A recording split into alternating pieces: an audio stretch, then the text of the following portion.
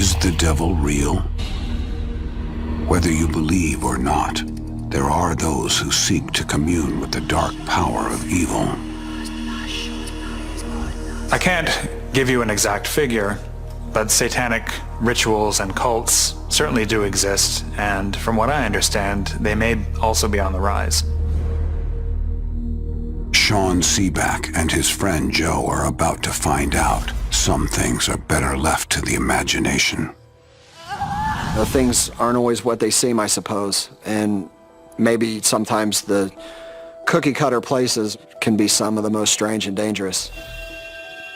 The story is kind of the coming-of-age story. Growing up in a small town surrounded by forest, there really isn't much for a kid to do, except maybe get into trouble. It's just a typical, American small town. I think the population at the time was just over 200 people, so a very small town indeed. But such places are full of dark secrets. Hey!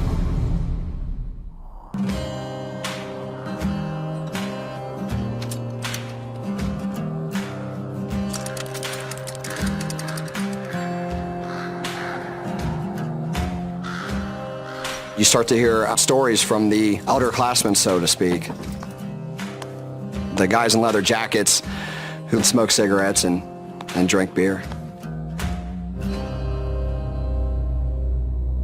So you guys think you're pretty cool, huh? I bet you're not tough enough to go up to the old Girl Scouts camp. Why do we go to the old Girl Scouts camp? There's devil worshippers up there doing sacrifices. Well, first, when we heard about the abandoned campsite, we just thought that it was them trying to scare us and spook us, jerking around, trying to have fun with us. You've been? Yeah, I've been.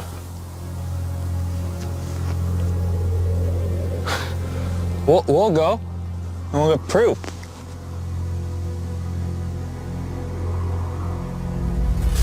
To be honest, I think that there was a part of us that wanted to go back there and prove our worth. Prove to not only the older kids, but to ourselves as well, that we're courageous enough to face this. And if we can get proof, even better, and then we'll have something to show the other kids in this town.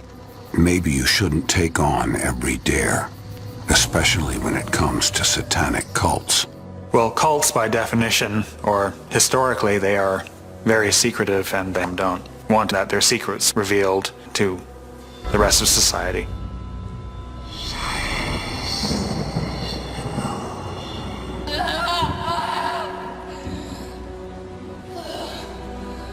We chose Friday the 13th on purpose. I mean, it's Friday the 13th. When you're younger, that's a big deal.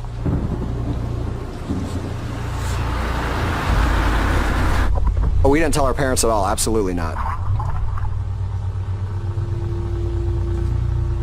We had no idea what we were going to find, and nobody knew that we were going back there. Just got into his car and drove there that night.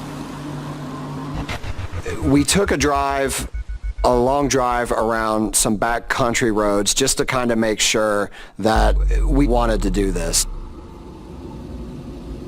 The longer we drove, the more we got ourselves psyched up, and the more real it felt and became. And then the question kind of fell upon us, like, well, what if they really are back there? Perhaps what's most disturbing after one finds a small cult, satanic cult within your small town, your next thought may be, who else in the town, who do I know, may be part of that cult? We needed proof that we actually saw something, so we decided to bring a disposable camera with a flash with us. This was before the days, of course, of, cell phones and all that.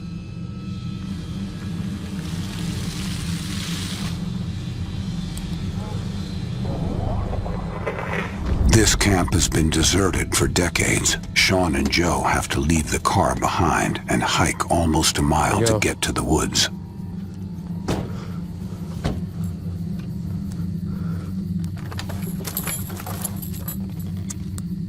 Completely ignored the no trespassing sign. What are we doing? Oh, this is so stupid.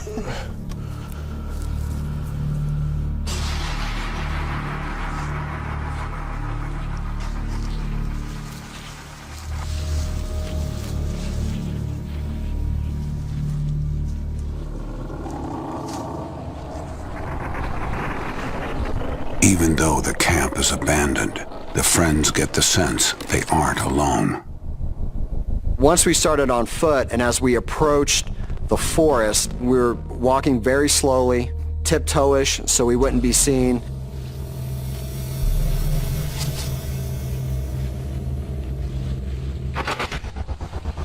That's when we started to hear tribal drums. Did you hear those drums? Yes. Okay, come on. Why?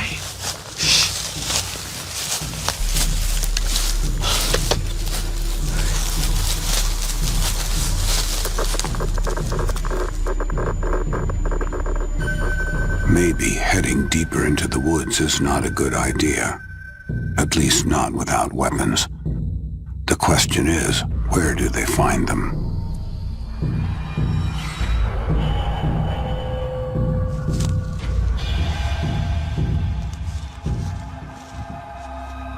The boys luck out and stumble upon the defenses they need. There was like a tire iron, there was, I think maybe a baseball bat.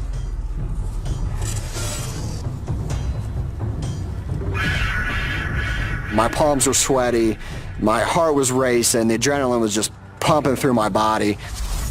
It kind of seemed like a dream as we started to approach the actual entrance to the woods. They may be armed, but that doesn't mean they're ready for what's out here.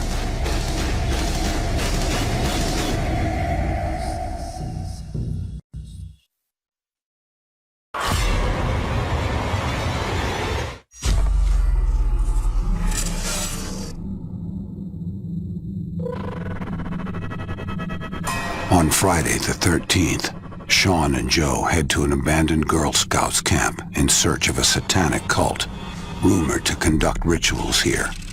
And as they get closer, they start to suspect something evil is lurking in the woods. Well, cults by definition, or historically, they are very secretive, and should any member of society outside of the cult stumble across one of their rituals, there would be a consequence to that.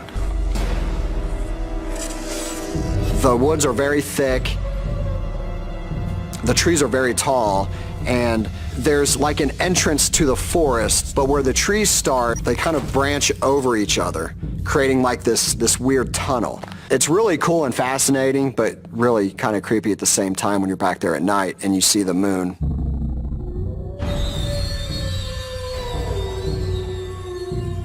As the boys near the source of the drumming, their fear grows stronger.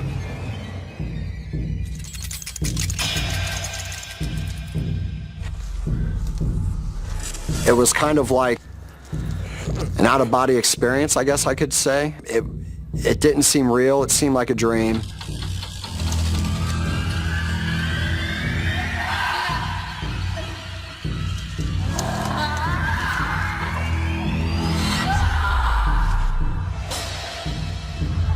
That's when we started to hear a woman screaming. I've never heard any woman ever shriek like that except for in the movies when they're being chased by somebody in a mask. Then we saw torches bobbing up and down going across the trail.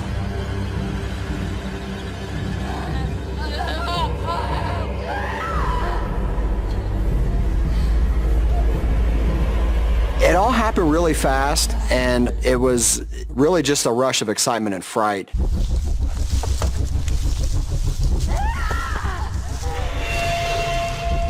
What is that? I don't know. Oh, we gotta get a picture of this. Let's go around. Sean and Joe find a hidden vantage point and finally catch a glimpse of what outsiders are forbidden to see. There was a statue of the Virgin Mary,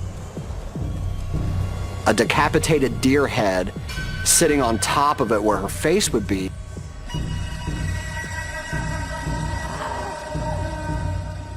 And there was dinner cutlery stuck throughout the statue, like dinner forks, dinner knives, and there was like blood running down the statue.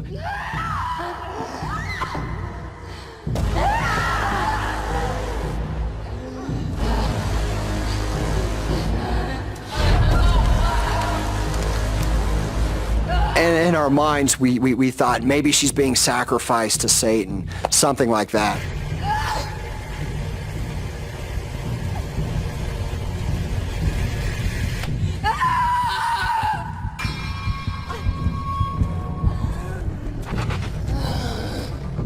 My first thought when I saw all of that was, this is absolutely 100% real.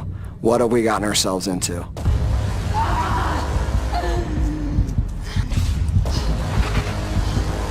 It's not just the cult they have to worry about, but also what horrors they may summon.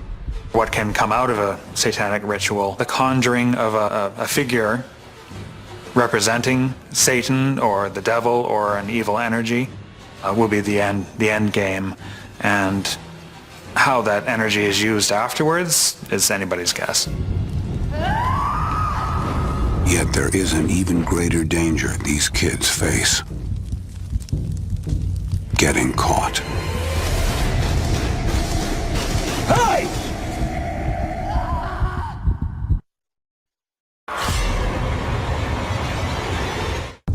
Sean and Joe went looking for devil worshippers on a dare. Now their mission to find a satanic cult has led them down a dark and dangerous path. If this cult did manage to conjure an entity or a physical being through their ritual, that would probably scar the minds of the kids who witnessed it in the first place, and their worlds will undoubtedly be turned upside down. They want to return with proof of what they've seen. I gotta get a picture of this. Before the photo can be snapped, they are caught seeing what outsiders are not supposed to witness. They spotted us. They must have seen the flashlight.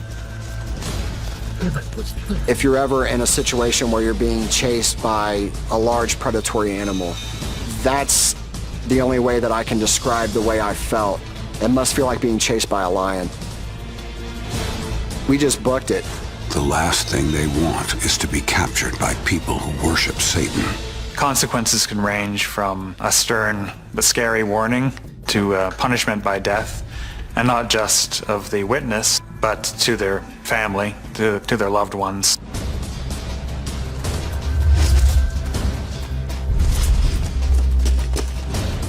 We got in the car, we dove in, and we peeled out of there. It was frightening and exhilarating, and we were just kind of like, holy shit, what was that? They've escaped with their lives, but not with the proof they need. What the hell? We have to go back and get a picture. Nobody is going to believe us.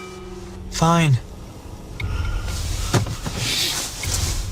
It was not my idea to turn back, but I was all for it. I think at that moment we're brothers in arms, and we decided to just go back there and do it together.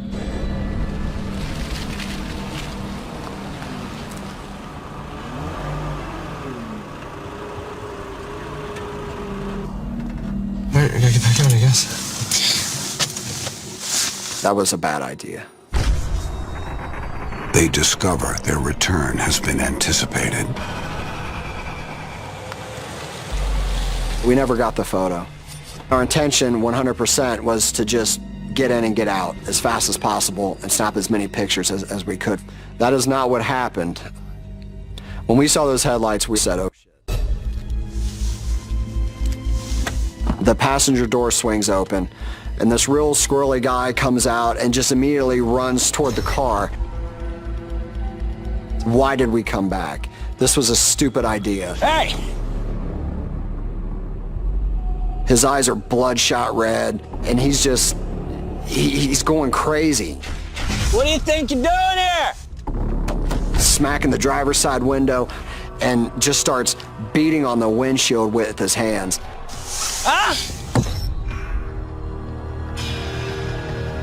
What are you doing here? Cussing, swearing, up and down, Hello? threatening us, telling us that we made the biggest mistake of our lives. So we just see this large silhouette of a man slowly walk, very calm. Hey! The driver is very tall, he had broad shoulders, he also had a beard, blue jeans, just the typical blue-collar type of guy in a small town. What are you doing here? We were just, we were looking for a party. We got lost. We're just looking for a place to turn the car around. Uh-huh, sure. You got ID? Yeah? Give it here. Joe, don't give him his license. He's going to know where you live. He's going to get your address. Da, da, da, da, da. And Joe, you know, he takes out his wallet, slipped it through the window. And I'm like, no, what are you doing? Don't do that. Don't do that.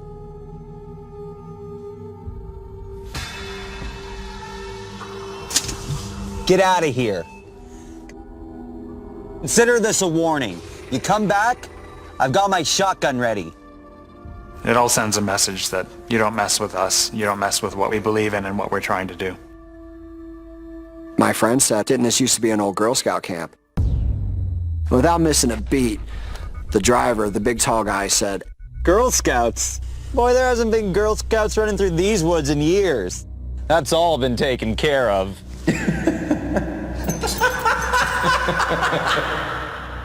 We absolutely knew that it had to have been part of the cult. How else would those guys, I mean, it's too coincidental for two random hillbillies to just drive back there on a whim in the middle of the night.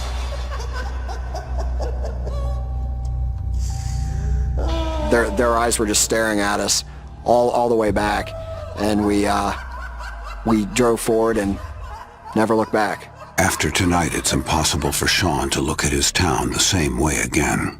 Once we found out that there was indeed a cult back there, it did make me look at things in a different light.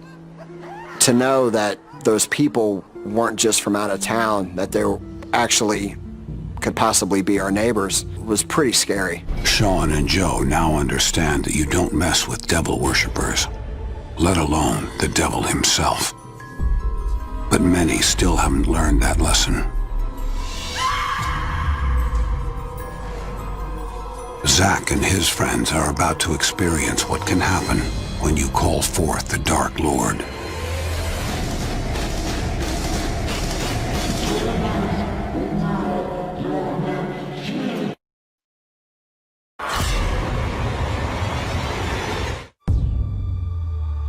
Sean and Joe risk their lives seeking out a satanic cult. Consider this a warning. You come back, I've got my shotgun ready. But that's nothing compared to what happens when you engage with the Dark One himself. Locals call this the Devil's Turning Point. It's a piece of dead land in an isolated forest. The air is thick with decay. Very little manages to grow here. Paranormal investigator Peter Rowe has studied the legend. The Devil's Turning Point. It's an area of cleared land in the middle of this naked forest in Chatham County, North Carolina. And a legend has grown since 1903. They say Satan prowls this spot in the dead of night, ever since mankind ushered him forth. Because of its sinister reputation, the clearing has been the site of many satanic rituals. That has opened the door for evil to come and stay. Our best guess is that at some point in the not-too-distant past, a ritual has taken place in this area, and it may have created what's known as a portal for demonic entities to come through from one realm into our reality. People avoid this place like the plague, but every now and then, someone comes looking for trouble.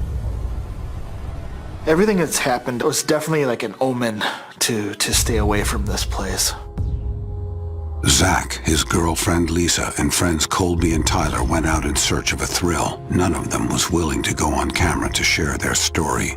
But Peter Rowe is very familiar with their case. Well, Zach was a local resident who had obviously heard of this legend and wanted to see if the devil does indeed show up at the Devil's Turning Point.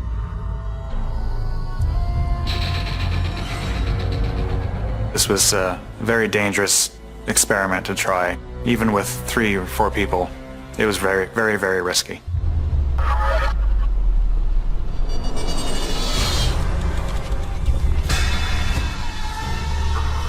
So when Zach and his friends arrived, they noticed a white cross was painted nearby, just outside the clearing.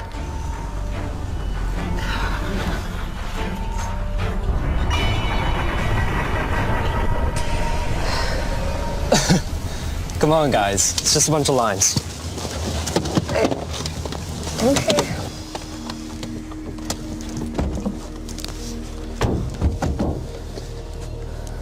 Now the cross could have meant one of two things, either safety for anyone who was about to enter the clearing, or it could have been a symbol that was keeping whatever was in the clearing from leaving the clearing and keeping it caged. If anything weird happens, you come back here. I think this is a safe spot. Okay.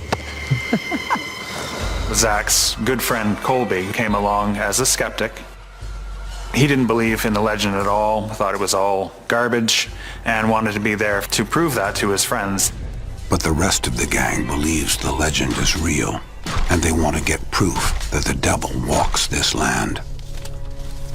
So Zach and his crew brought along a couple pieces of equipment, a digital camera and video camera as well, and hopefully capture some sort of phenomenon that they could take back with them to show the world that, yes, the devil does indeed visit the Devil's Turning Point.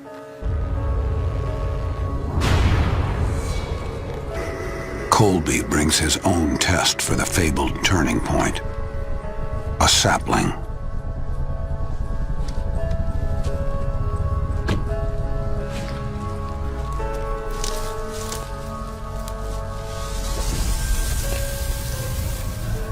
Going to these places, it's hard. You definitely have to keep an awareness. Messing with these things, even no matter how experienced you are, can get out of control. Oh, jeez. Woo.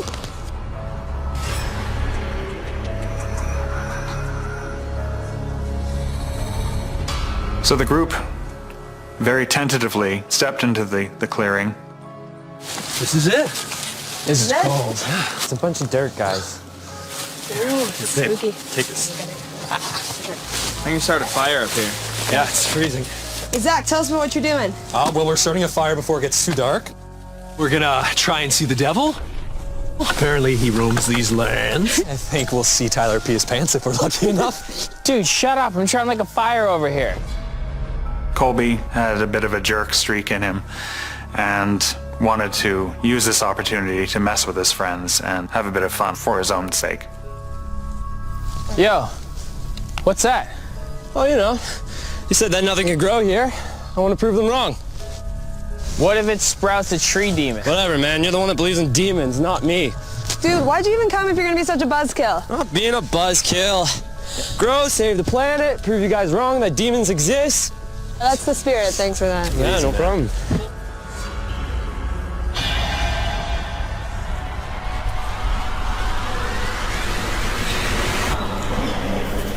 Colby, was that letter you gave me earlier empty? No, man.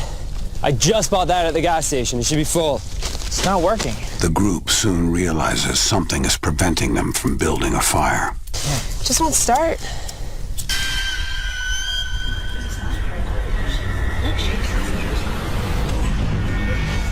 Lisa was already feeling nervous going into this, but once inside, she reported feeling that they were being watched from the perimeter of the circle. I don't think we're alone. People may also feel like they're being watched or that there's just kind of a shiver sort of behind them. Let's take a look! It's such a bad boyfriend! I got that on tape. Oh, yeah, great. Tyler and Colby and Zach and Lisa decided to split up. Meet up with you boys in a second. All right. And it turns out that that wasn't a very good idea at all.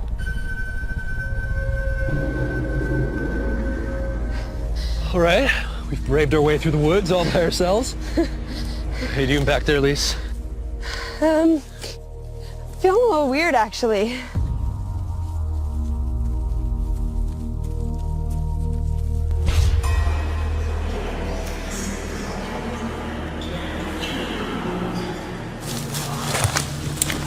Oh, that's kind of creepy.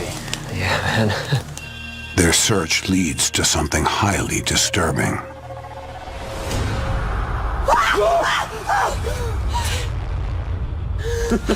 Don't laugh, it's not funny. There were several paintings and images carved into the tree line just outside the perimeter that were very creepy. What is this?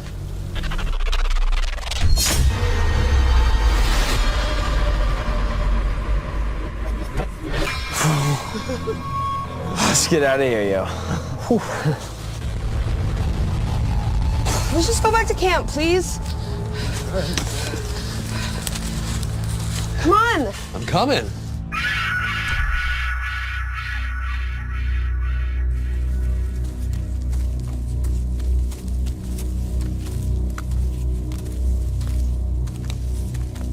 So as Zach and Lisa explore their side of the clearing, Lisa feels a push from behind. And this freaked her out. They are definitely not alone in the woods tonight, and the devil has plans for them. I think something wanted to be found out there.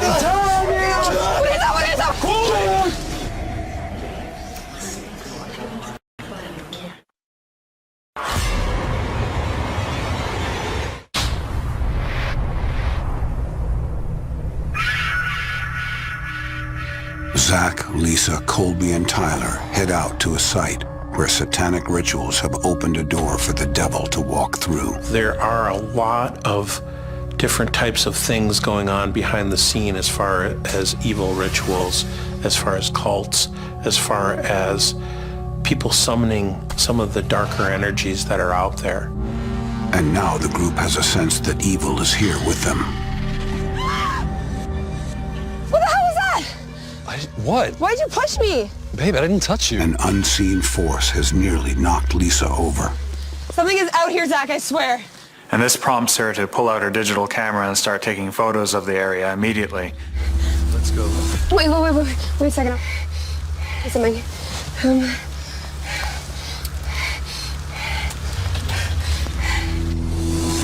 The flash seems to bounce back at them, as if it had hit a wall along the perimeter of this clearing. This suggests to me that there may have been some sort of a border or a wall of some kind that reflected the light.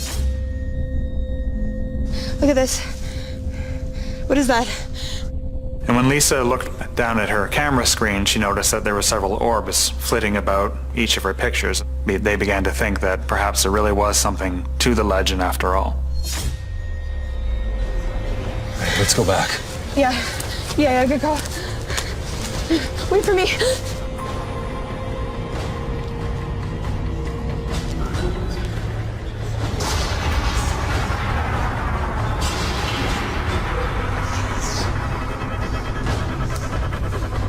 Zach and Lisa turn back and head towards the clearing.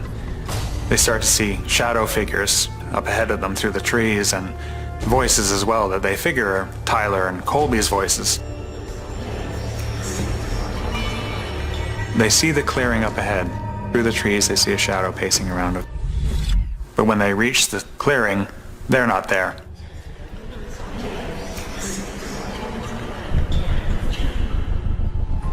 Tensions were pretty high at this point when suddenly Zach felt a hand on his shoulder. Oh my God! Funny, Colby! Thanks, Colby. Colby was having a grand old time at his friend's expense. It's getting too dark. It's freezing. We're not staying here all night, are we? Of course we are. This is funny. Yeah. You guys don't actually believe in this nonsense, do you? Despite strong apprehension, they decide to camp out for the night.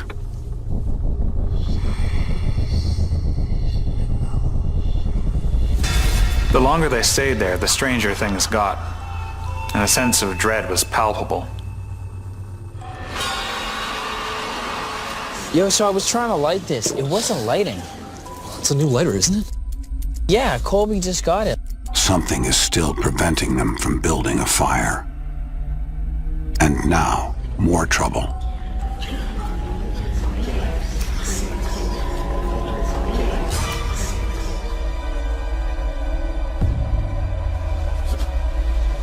Hey man, what's going on? Oh my God. Zach started to feel sick to his stomach.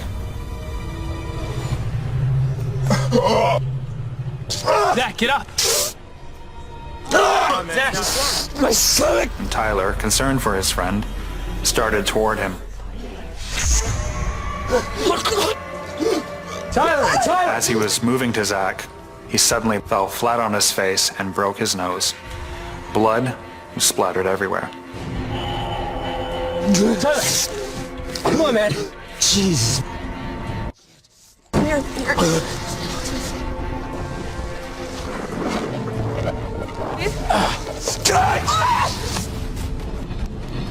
Wake up! Because Tyler had dropped his flashlight inside the clearing, Zach returned to retrieve it, and as he did, he felt a burning sensation on his lower leg. You're okay, man. Zach immediately rolled up his pant leg, and by the light of the flashlight, everyone could see what looked like bite marks forming in red on his leg. I have no explanation for bite marks of this nature. These are not unheard of in areas of paranormal activity where demonic entities or even Satan is reputed to be present. Oh no! I don't want to do this anymore. Let's go. Come on, guys. Let's go. At this point, Lisa is absolutely freaking out and she wanted to leave. Fear is what is used to control people. It happens a lot more than we really know about. Are you kidding me? Are you actually kidding me right now? There's nothing here, guys! Look at his legs! Colby had a different reaction. The devil does not exist! There's something here! He started to get more angry, and the skeptic in him also came out, and he decided to use a bit of provocation. Hello, devil! Come on, hello! Hail Satan, are you out there? No! There's no devil here! Calling out the devil, asking him to show itself. Everybody else thought that was a bad idea, and in most cases, that is a bad idea. Hello, devil! Stop messing around, man! It's not funny!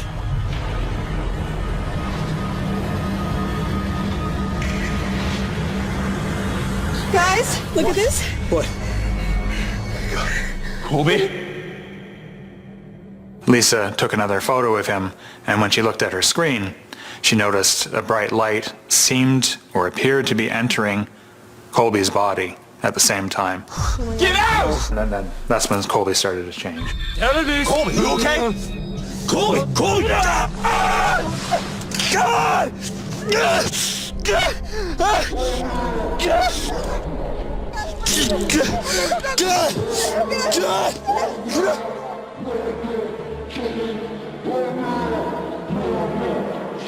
And he began speaking in tongues, languages that he wouldn't have known and his friends had never heard him speak before.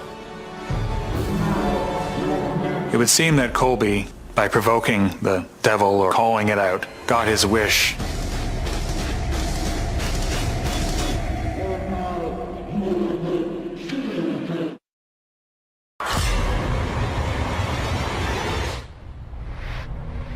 Zach and his friends went to a clearing in the woods where the devil is said to prowl.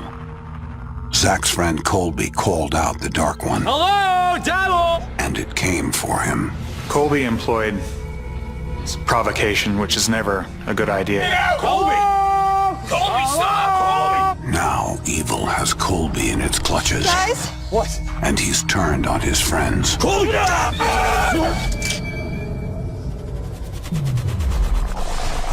You just don't know what's there.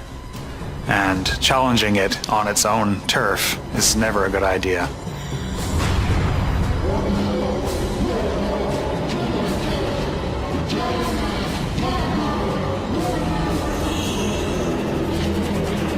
At this point, Colby's eyes snapped open, and they were no longer his. They were glowing red. Possession is the phenomenon where we have our body and our mind and our soul all occupying one space. Another being actually moves into our physical body space with our soul still being there.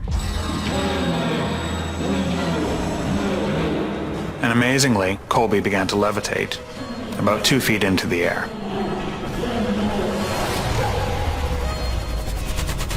Tyler rushed over to help Colby. Both fell to the ground. Tyler was now affected, writhing, screaming in agony as if he were being ripped apart by an animal. Get Tyler! Get him!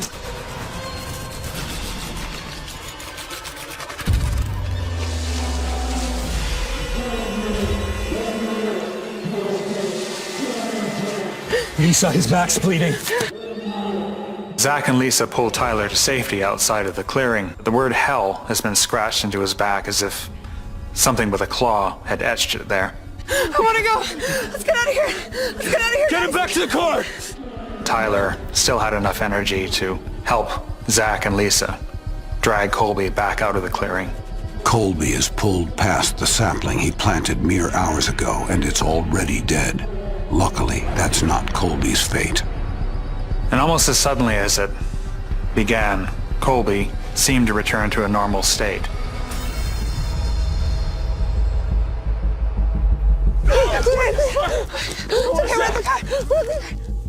They passed the white cross that they'd passed on the way in. The group hopes reaching the white cross means they are finally safe. This didn't turn out to be the case. Oh my God, what is that? Lisa looked up down the road. A black, tall, thin figure of a man was standing watching the group. Seeing this ominous black figure watching them from just up the road was the final straw. Let's go! He's gonna find us! And the 4 of them tumbled into the car, and the car would not start. Please hurry! Just please hurry! Go! Start it! Let's go! Start this car! Come on! The last time the friends spot the figure, it's but a few yards away from the car, and that's when the car started. And they tore out of there as fast as they could. Go, go, go, go, go! Go, go.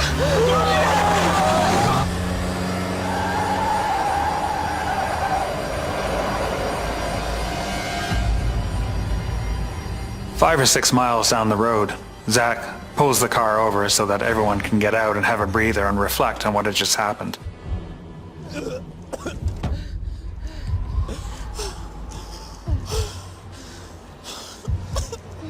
But there is no evading the devil.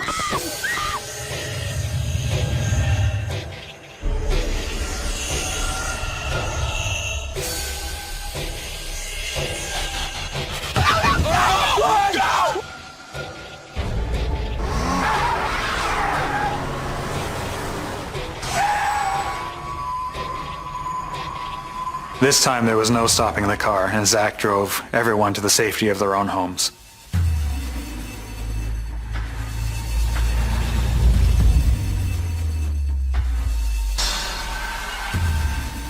Zach, Tyler, Lisa, and Colby have never been back. Even though they escaped that night, the ordeal doesn't end. After that eventful evening, strange things happened to all 4 of the friends for months, and all 4 of them have experienced visions of the thin, dark man in their own homes. And now, Seth, his wife, and her nephew have invited John Amon along for a weekend getaway into the woods, not knowing the danger that awaits them. I think some entities, or ghosts, spirit people, creatures, they prefer the wilderness as opposed to a more urban setting.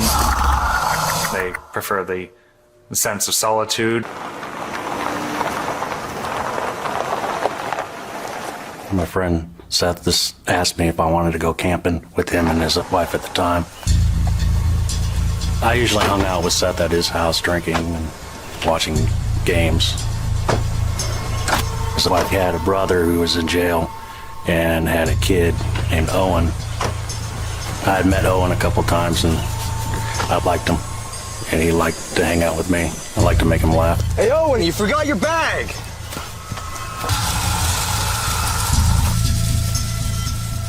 Can I eat these? No, I doubt it.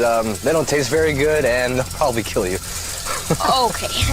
But they soon discover their road trip has led them to the middle of nowhere, and they are not welcome.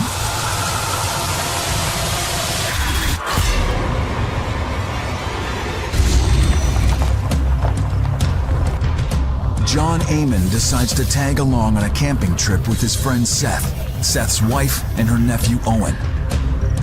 But they've gone further off the trail than they should have. And they are not alone. The likelihood of entities being attracted to a vacationer in the wilderness, a cabin or a campground, say, is likely because that is their home turf. They are territorial.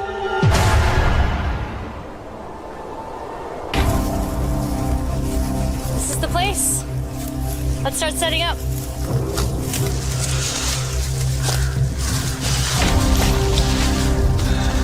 I'd been in the military and Boy Scouts when I was younger, so I was showing them how to build a campfire. So, want to set it up like a teepee like this, eh? He was enjoying himself. We're gonna need some more wood. Race you! Hey, Owen, be careful, buddy. But running off into this uncharted forest is not a good idea. Don't worry, I got him. Owen!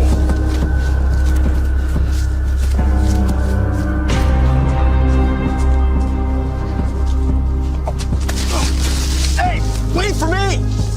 Owen! He ran up to the top of the hill. I had told him not to go over the hill. Owen doesn't listen. Maybe he should have. Owen!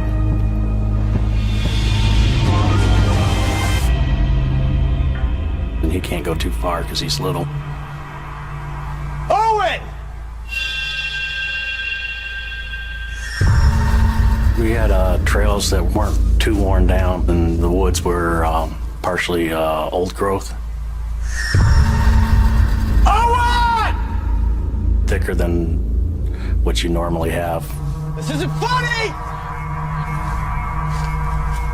You could tell that people usually didn't go up there. Owen! Owen!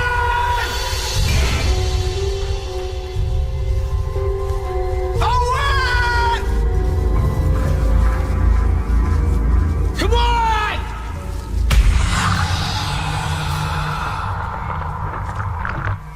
Come on, this isn't a joke!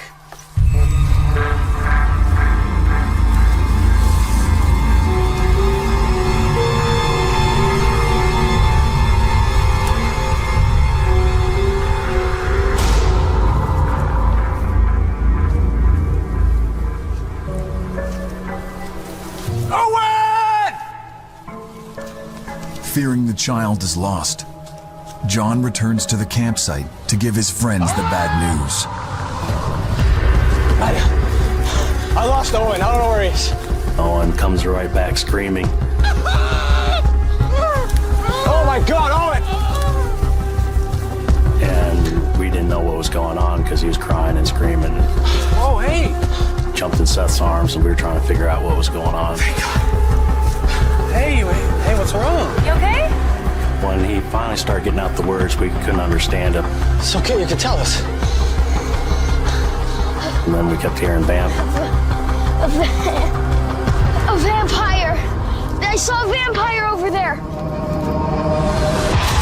Vampire is a being who insists on feeding off the living. Are you sure that's what you saw? There was a vampire over there, and we're like, there's not a vampire over there. Sure? Especially since, according to legend, vampires only come out at night. Maybe it was just the shadows, you know? We thought he had an active imagination or saw something, and his imagination made him think it was something else. You know what, we could go take a look. Yeah, let's go take a look. No! Yeah. No! Let's go take a look. Whoa. Here, look, come on. There's nothing to be afraid of. Come on, it's okay. I'll show you. Look, see? Nothing here. Yeah.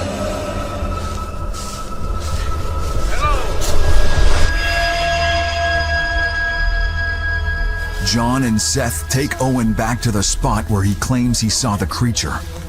It's often been speculated that vampires are not so much humans, but creatures. If they are a dying race, it would make sense, like the Bigfoot, for them to hide in remote areas to preserve their race, to continue living.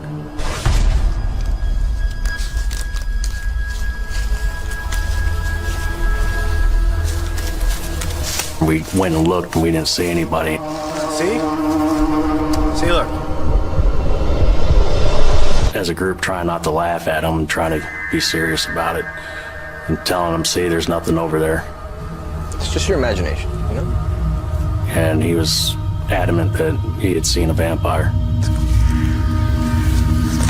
We had no idea what was going on with him. Just because they can't see it doesn't mean it's not there. Now, night is falling.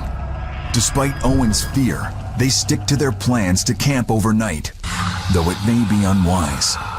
Entities are assumed to be drawn to campsites for the remoteness. Most entities will prefer the wilderness over populated areas. It would make sense for the vampire to be territorial as well. We had built a campfire. We were having a pretty good time. Everyone, that is, except Owen. He is scared and miserable. We were making s'mores and roasting marshmallows with Owen, trying to have him have a good time. You want a s'more? I want to go home.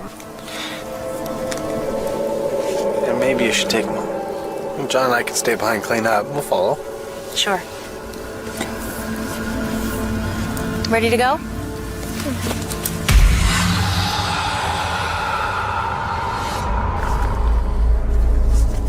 Owen left with Seth's wife. Seth and I had packed up.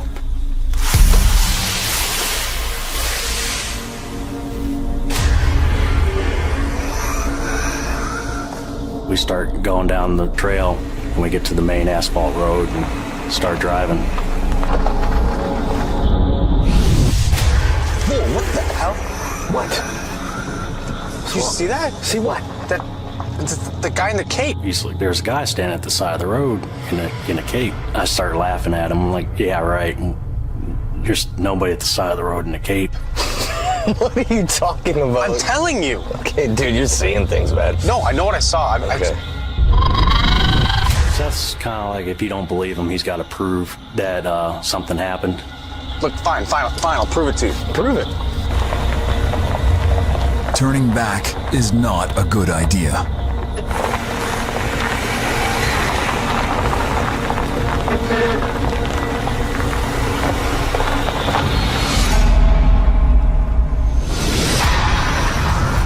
Ooh, scary.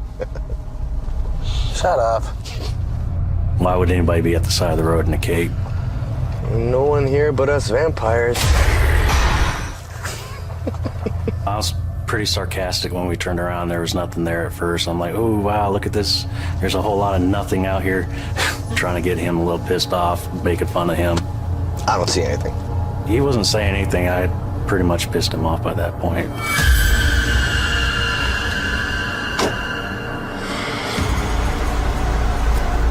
We're looking around, and when we turned back around, he was standing there.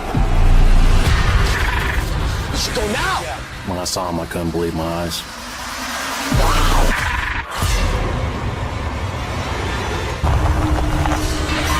John Amon heads out on a road trip with his friends and their nephew. But the adventure is cut short when the boy thinks he sees a vampire. I saw a vampire over there.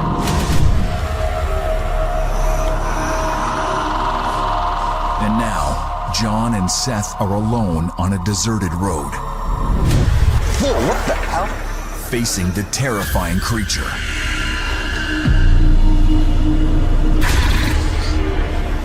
He was standing there in like a Victorian-style coat, and head was shaking back and forth rapidly.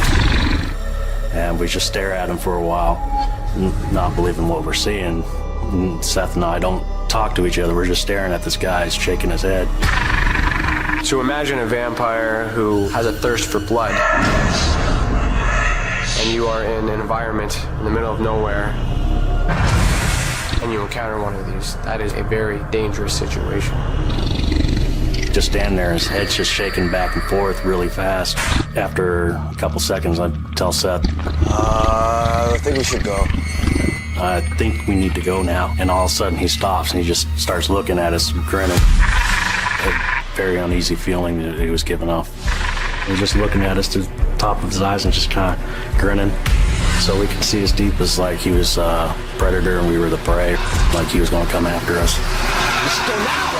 As soon as I say that, this guy starts taking off and starts chasing right at us. Get it! Unfortunately, Seth, instead of fixing his engines, he likes to throw an old engine in there. Come on! Seth hits the gas. Oh my God! We were trying to get out of there. Somebody! I'm going! The star spreading. No matter how fast they drive, they can't seem to escape. And it seemed like it was easy for him to keep up. Come on, man! He wasn't panting or anything, he just grinning at us the whole time. Seth starts going about 45, 50. Go! He was keeping up the whole time. Hey, come on, go, go, still there? Is it still there? According to legend, these creatures are strong, they're fast, they can phase, they can disappear and reappear instantly. Come on! There's no way! I look behind the Jeep and I don't see anybody. Is he there? Seth's trying to drive and look around. He doesn't see him. I can't see him! Look! Seth's like, where did he go? We don't see him anywhere. Did you see that? Next thing I know, I see the guy running right up the next side of the Jeep, right next to Seth. I start screaming, we need to go, we need to go. And this guy, he's not even panting, he's just running alongside the Jeep, staring with the same stare that he stared at us from the woods. And Seth looks and he screams. And he's still hitting the gas. We're finally getting some acceleration going. We're screaming our heads off. I'm glad he's not on my side. I look at him like, where did he go? And Seth looks at me and says, I don't know where he went. Where did he go? Owen said he saw a vampire. So I'm going to assume that he saw the guy wearing the cape out there in the middle of the woods. I don't know what Owen saw, but I know what we saw. Let's go now! John and Seth's road trip is a horrifying experience. I haven't seen anything like that before, or ever. And now, two brothers, Keegan and Colin Cool, are headed out for a drive down another isolated road and into a rendezvous with terror. This stretch through the outskirts of Kiowa, Colorado, has a dark history. A teenage girl lost her life here.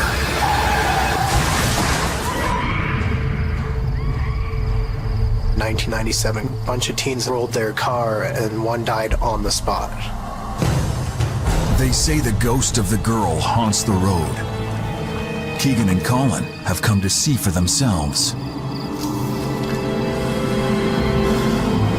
If you go poking around into something you do not understand, expect to have negative effects. You don't know what you're getting to. Without proper research and planning, I do not recommend you going in and investigate anything without fully understanding what it is that's going on. I can't even explain what it was. It was just a weird kind of... Feels weird out here. Experience for me. Ghost Road is haunted. That is not what people expect. What the hell was that?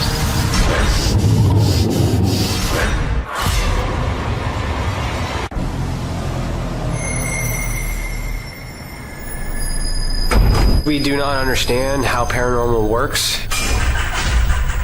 We do have a lot of information that it exists. It could be dangerous, extremely dangerous. We don't know. At any given second, it could turn. It could be violent. Decades ago, a road trip took the life of a teenage girl. Brothers Colin and Keegan are taking a drive to see if her ghost haunts the place where she died.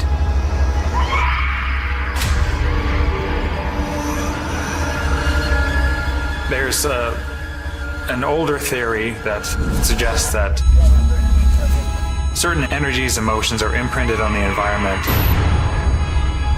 And when the right person comes along among the living, their brain somehow tunes into that recording, if you will, that plays over and over and over again in the environment. It's just farmland, nothing else. It's just dirt road, and there's nothing around there. That feeling I got that day, it was more of me being tense, kind of shaky.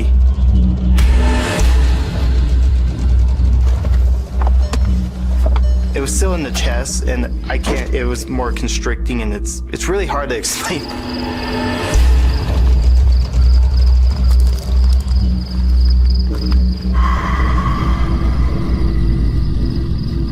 Feels weird out here. Yeah, I know. I was shocked that such a strong sadness that I felt was backed up by this cross. We were actually looking at a place where someone died. According to studies, most of the hauntings are geared around the areas where the deaths have happened. Not only is the spirit of the teenage girl stalking this road, it's said the ghost of what killed her roams here too.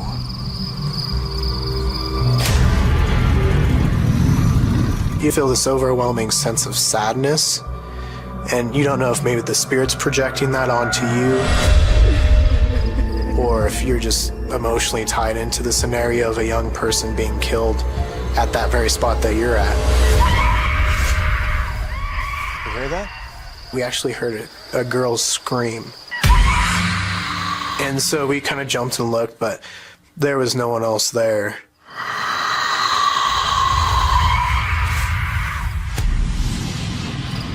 What the hell was that? You could feel more of a heaviness in the air. You feel that? And so it went from being a sadness more to kind of like an eerie, you're kind of just waiting, feeling like something's going to happen. We started noticing the atmosphere start to change. There's something out here.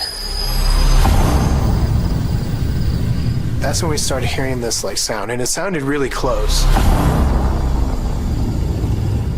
And you look to your right, you look to your left, nothing. You look behind you, nothing. So you're like, all right, I hear it, but I don't see it. That sound just grew louder and louder.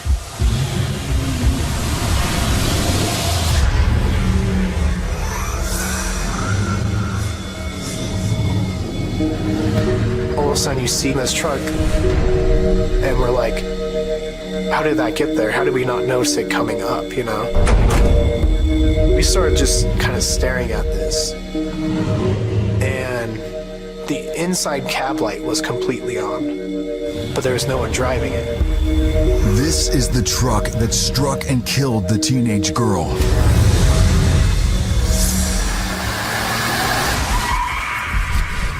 Now, it's coming for Colin and Keegan. Felt like it wanted us to go to it, like it was kind of beckoning at us. Is it trying to like kill us? Is it trying to gather more souls or something like that? We had nothing to protect us. We were in the middle of nowhere. Phones weren't working, nothing. We were stunned. As terrified as they are unable to move. It's as though they are entranced. I was petrified from fear. Are we gonna die? And it slowly drove up. It was slowing down to a crawl. It was moving closer and closer.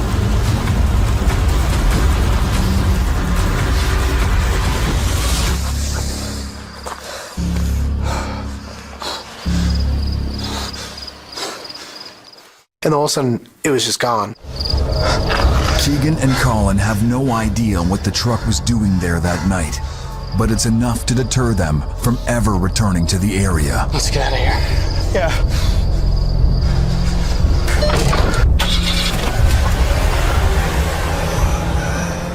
It hurts your insides just thinking about it. I've actually thrown up because it's so dark and it hurts your stomach.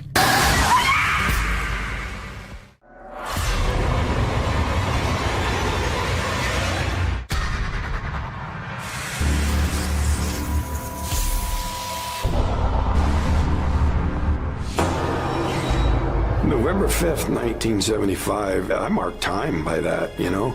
It marked the end of my life as I knew it and the beginning of life as I have been forced to accept it. I realize that I can't escape it.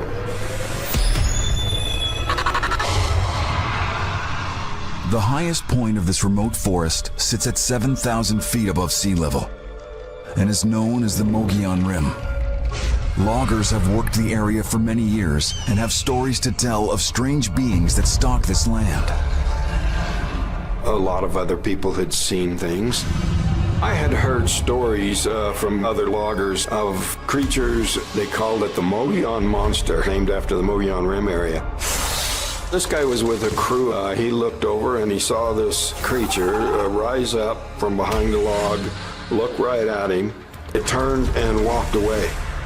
And he was adamant that what he'd seen was no other animal you would encounter in these woods. There were stories in the newspaper about cattle mutilation, ritualistic looking, they called them mutilations, operations, whatever, on livestock. The oldest mutilation recorded was in the 1600s. There was 100 sheep that were mysteriously had their innards removed without any flaw to their skin or their fleece. Based on descriptions told by multiple accounts, it appears as if experimentation is going on, but there's no way to determine whether that's good or bad. Tonight, Travis Walton and his crew are driving down an old logging road, heading home after a long day of work on the fabled rim.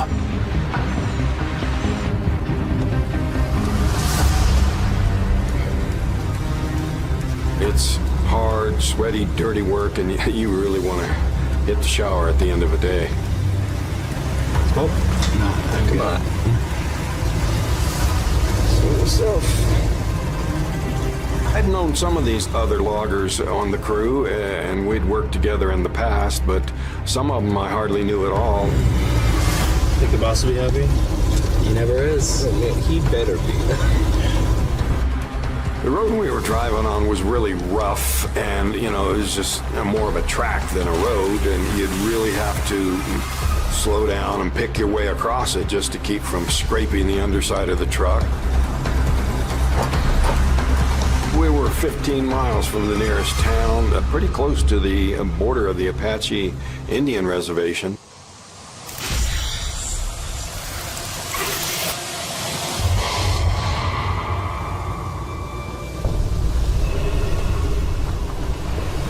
And now, Travis senses they're not the only ones on this deserted road.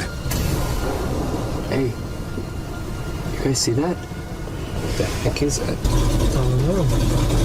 The first thing I recall seeing was just some little glimmers of light through the trees. You just normally don't encounter any kind of light in the forest at night. It's usually pretty pitch black. You think maybe a plane went down, or a plane? I don't know. It was such a remote area that to even encounter another vehicle was not that common.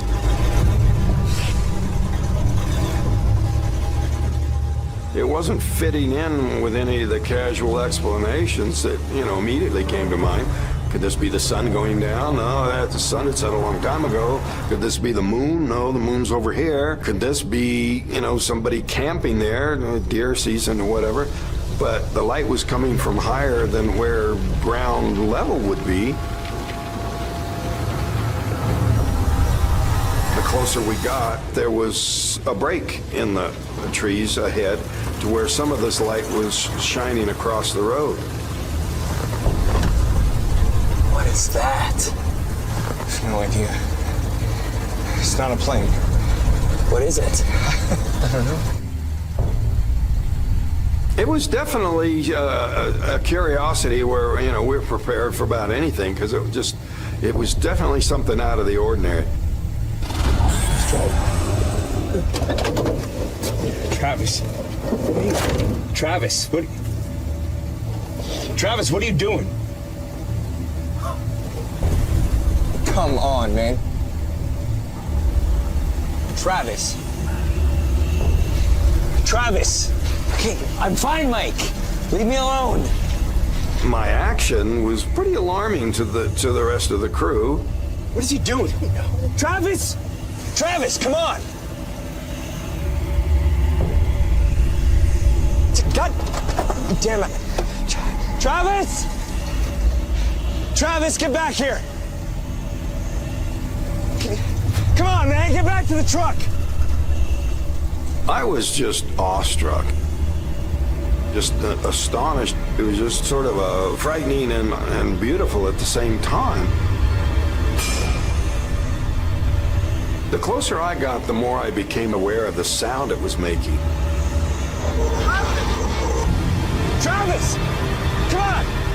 It was a very strange mixture of really high and really low tones that went off the range of human hearing on the high and the low end. Something's not right, man. You gotta get back to the truck. I had a slowly growing awareness of the danger I was in.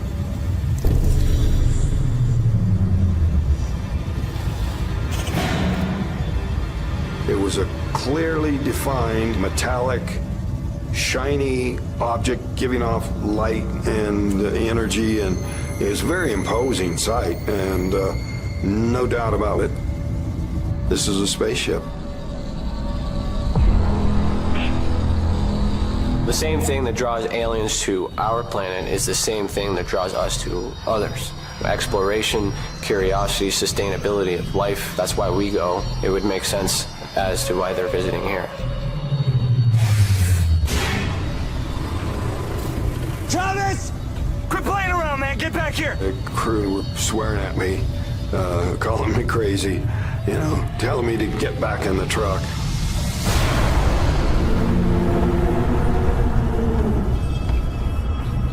And I wish I had.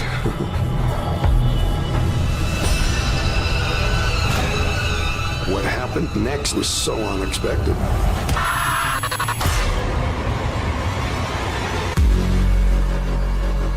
It's been theorized that aliens prefer remote areas because they don't want to attract attention. Whatever it is that they're doing, they would want to do that in a less populated area. Travis Walton and his co-workers are driving down a deserted logging road. I don't like this, man. Just keep driving. What? When he feels compelled to leave them and walk towards a mysterious light. Come on, man. Travis, come on, man. This was the quintessential disc shape. Two pipe hands put lip to lip, the dome on top. A saucer shape.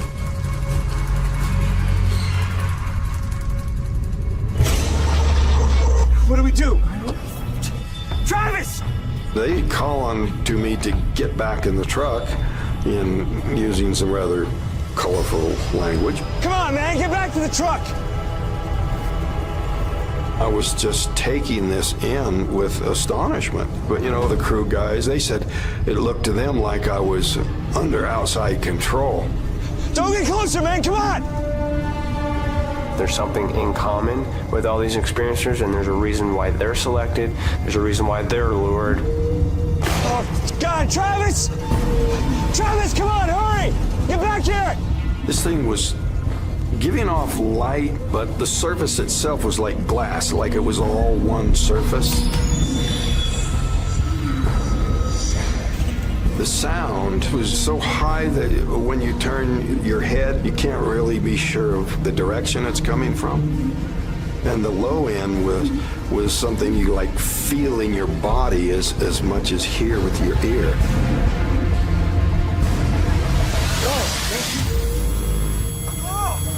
Travis! It suddenly got louder. Travis! Travis!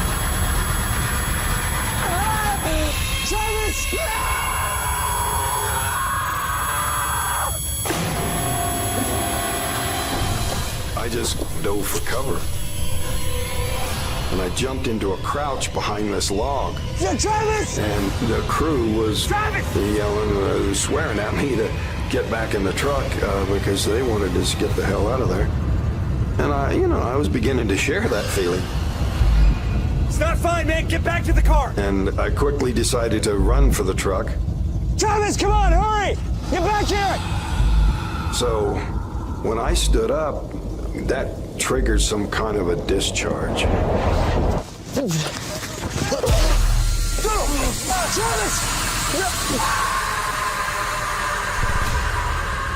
Whatever it was, there was a blast of energy that came out of the bottom of that craft. It felt like, kind of like I'd been hit. If you've ever been tackled, blindsided when you didn't see it coming. At the same time, feeling quite a bit like an electric shock.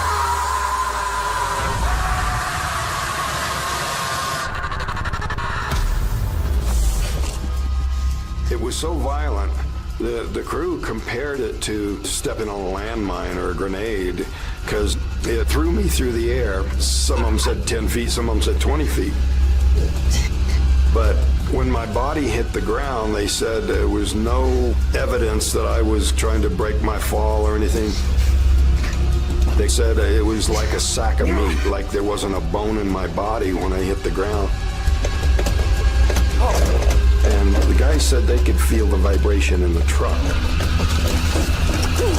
Just go. Travis!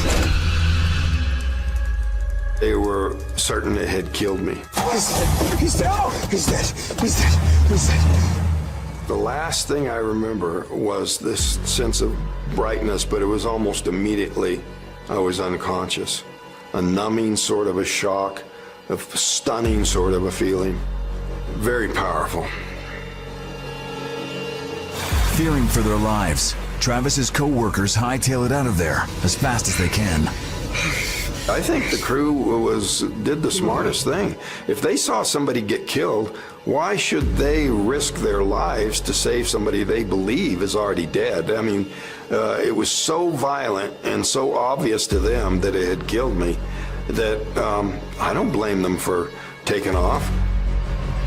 They are the lucky ones.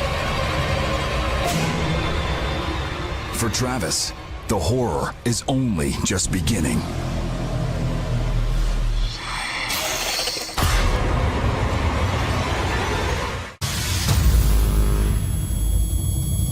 Compelled to investigate a UFO in the remote forest, Travis Walton ignores his friend's pleas to return to the truck and pays the price.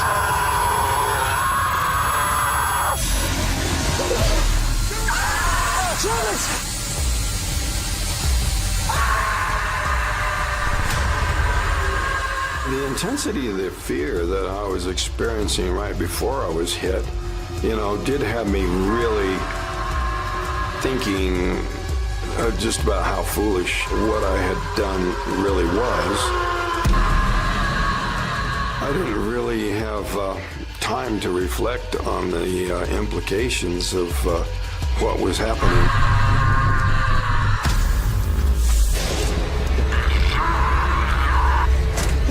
Travis!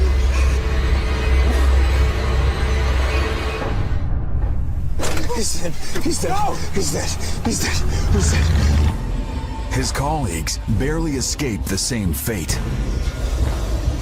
When the crew got a little better grip on themselves, they were really, having a really frantic discussion about what to do.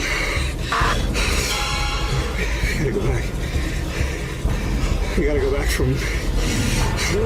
Mike said to the crew, look, we gotta go back, and they were gonna stay together, and so they all went back.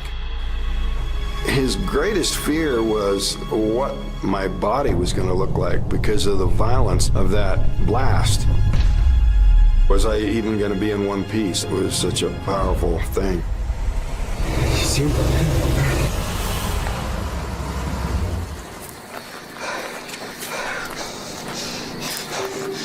Travis! Travis! Footprints. They were able to locate the spot. Travis! Mike could see where my footprints had gone up towards this craft.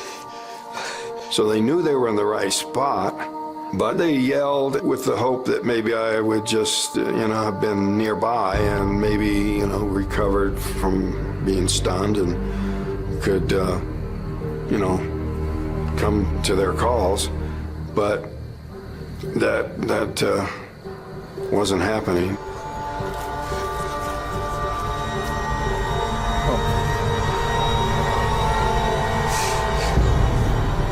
Travis! Mike was sort of overcome with the emotional impact of the whole thing. Travis! Probably some guilt at having taken off like that. We're gonna tell someone. They debated whether to go to the authorities, and some of them did not want to involve the authorities because they felt like nobody's going to believe this. Is incredible. Nobody's going to believe this. They have no idea just how far away Travis actually is.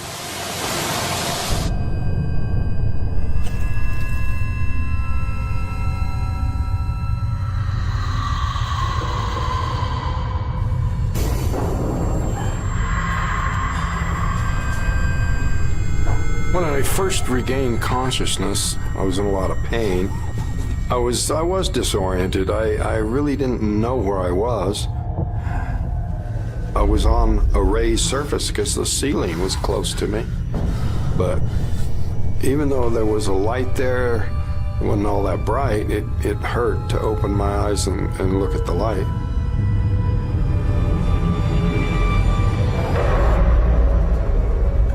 And my vision was blurry, and I felt, above all, like I was suffocating. I couldn't breathe. I kept breathing hard, and it hurt. I felt something was very wrong inside. I felt mortally wounded in a serious way, like something's wrong here. And I couldn't focus my eyes. It was almost like double vision, very blurry. And I could hear the sounds of movement around me. And I just thought, well, they took me to the hospital and, these are the doctors.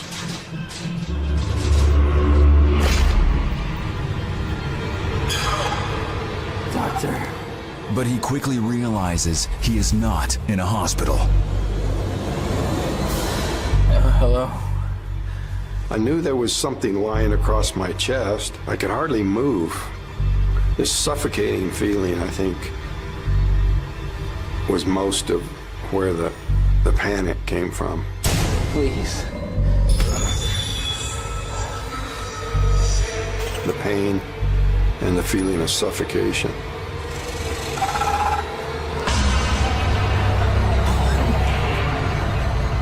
I could make out the faces of what I thought were the doctors, but when I could finally focus, I could see I was looking into the face of this creature.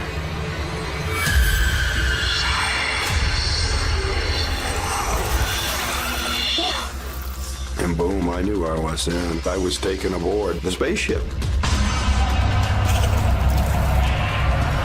Get away from me! That just freaked me out. I just instantly had a shot of adrenaline that brought me the rest of the way awake. And I was in fight or flight kind of a mode.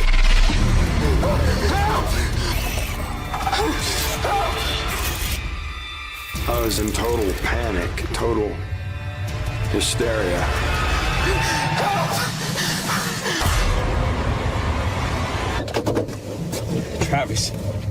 Travis left his colleagues in their truck and walked towards a spaceship. There are multiple accounts of the same thing from people from all over the world. People that do not know each other, do not live in the same cultures, and they're all looking up. They're all seeing things in the sky. So it would be naive of us to think that we're alone in the universe.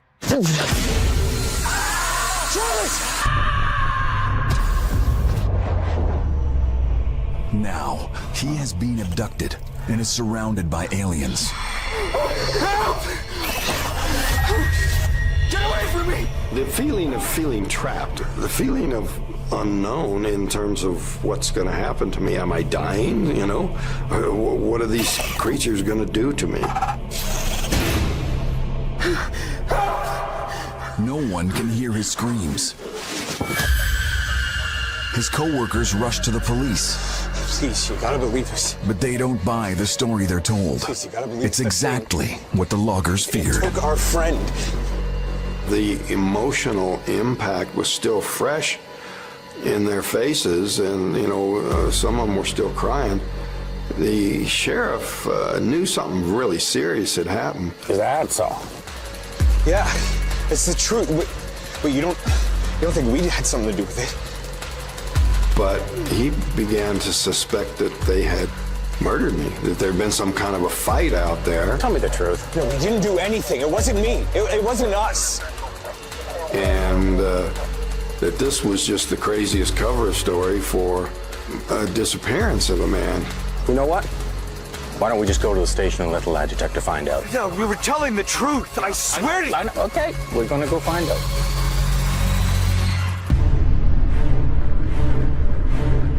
The sheriff brought in the state police lie detector expert to test them and see if they had murdered me and made up a crazy cover story.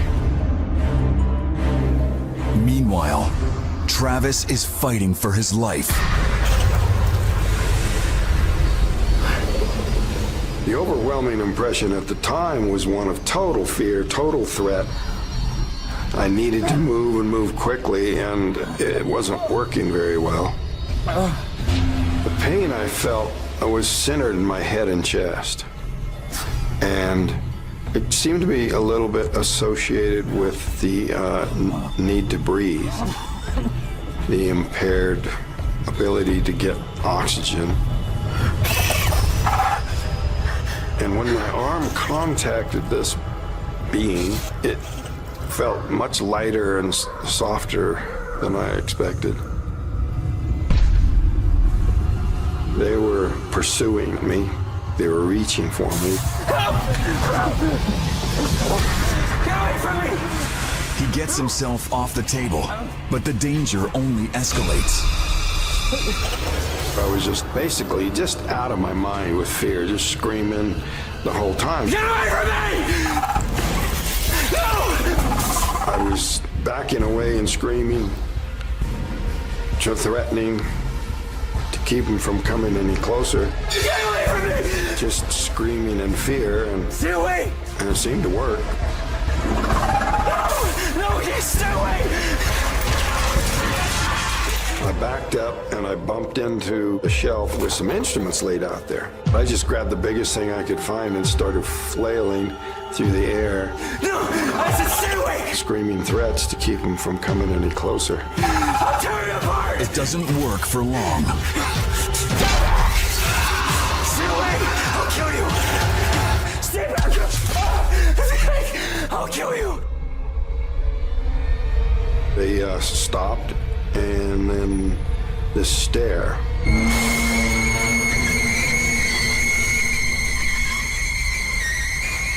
Just momentarily, they were all three staring at me. And they had huge eyes, so I felt this penetrating gaze that was it just gave me a real squirmy feeling in my head.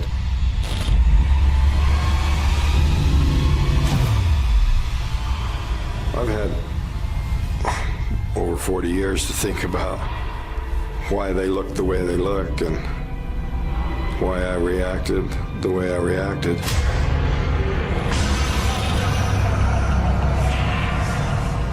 I think that these beings, people claim that they have the ability to control people, mind control, telepathy, that maybe that's what that stare was doing.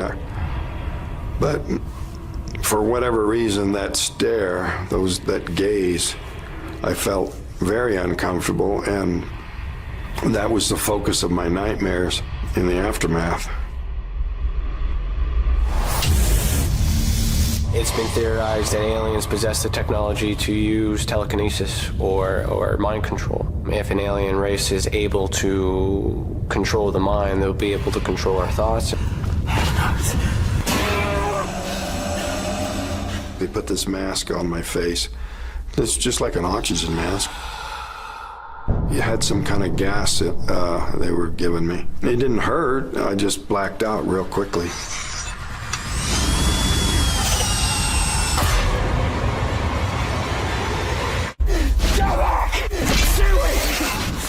Travis has been abducted by aliens, and his feeble attempt at escape has failed. The Native Americans had a long tradition of interaction with what they called the sky people, going back so far as to be depicted in these rock drawings, petroglyphs. The ancient astronaut theory has been said to be able to go as far back as ancient Mesopotamian, the Sumerian or Babylonian times. Everyone's been looking up. There is evidence of sky gods, people coming from the heavens down below. It's been around for thousands and thousands of years. Our ancestors believe we came from the sky, and we haven't stopped looking since. With no sign of Travis, police suspect his co-workers have killed him. Now, what have we here? Up here! Bring shovel. A suspicion that deepens when they discover what could be a hastily dug grave. You know, it really doesn't make sense. Why would anybody make up that kind of a story? The reason the dogs could not find any trail leading away from the clearing is because I did not walk away from the clearing that I was taken aboard. There's nothing here. While the search for Travis continues, his terrible ordeal aboard the spaceship comes to a sudden end.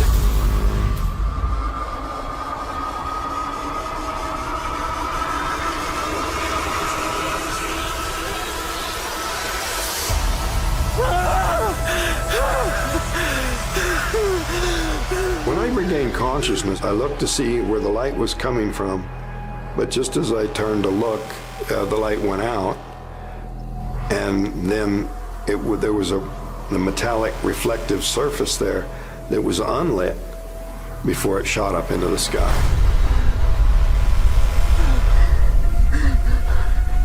The memory of the panic that I had been experienced in the face of these strange creatures, was uppermost in my mind. Those little pieces of memory, they came back as kind of like dream fragments. But even though it was dark, there was a sense of relief that this was freedom. I recognized the stretch of road, been there many, many times, and I could see the lights of the town down below. And so I just ran in that direction.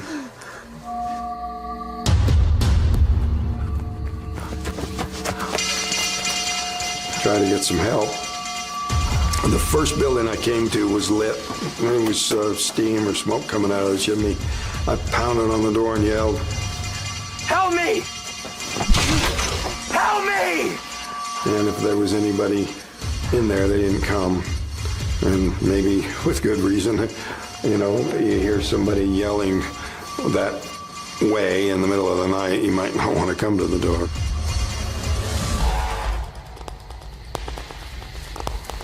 So I ran on down. I came to some phone booths. Operator. And in this part of the country at that time, you could just pick up the phone and talk to the operator and make a phone call. So I didn't even have to put a dime in. And I made a collect call.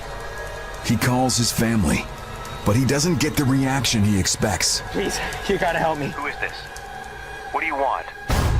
My family were thinking that I'd been killed. It's me. And they've been getting all these prank calls, and they were just fed up with it. And my brother thought this was another one. But I yelled, "It's me, it really is me." And he understood then that this was for real. And so he says, "I'll get your brother and come and get you."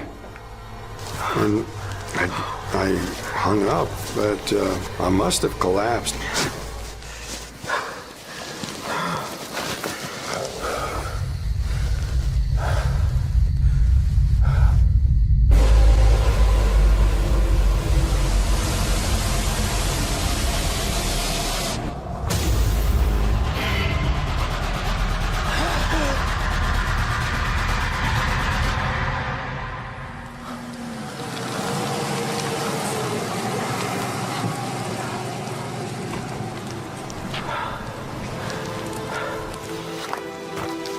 Only when he's taken home does Travis realize how long he's been missing. I had no idea how much time had gone by. My brother realized that I was thinking that this was still the same night. And so he goes, "Travis, you've been gone for 5 days." And that was such a shock. I had no idea about the crew going to the sheriff or this massive manhunt that went on for days. I knew nothing about, my family, practically giving me up for dead. None of that. I just knew what I had experienced and the trauma of that. And I'd been trying to get it out. I couldn't finish a sentence. I was just so racked with fear, and that continued for some time. He was able to share his actual encounter with me. His story is incredible. To date, Travis Walton and the crew have taken 10 polygraph tests and have passed every single one. And they all believe that this has happened. Some say aliens have been visiting this planet for millennia. There's a core reality here that can't be denied. And Travis is not the only one who has driven into the woods and encountered mysterious beings from another world. Even looking back on it now, 17, 18 years later, I can't think of any explanation for what I saw. I can try and rationalize it every way I can, and nothing can explain what it was I witnessed that night. I still get a little creeped out thinking about it. In 1999, Richard Parks heads out for a camping trip, thinking it's just going to be a casual getaway with some buddies. I never had a feeling or sense about anything out of the ordinary at that campground before. It was always just a fun place to go and hang out with friends and be outdoors. It had been 2 years since I had been to the campgrounds, and I had forgotten which turn that I needed to take to get to the campground.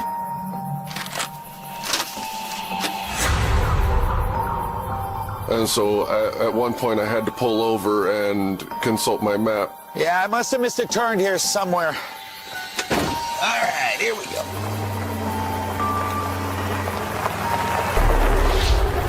This is the spot.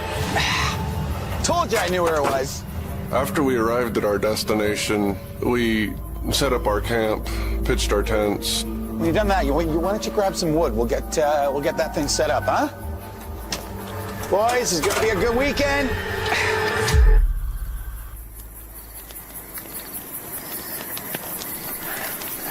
Nothing seemed out of the ordinary. Nothing struck me as odd until later on that night.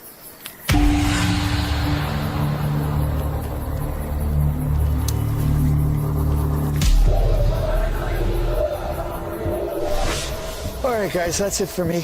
I'm hitting this hay. Good night. That night, after everyone had retired for the night, I got up.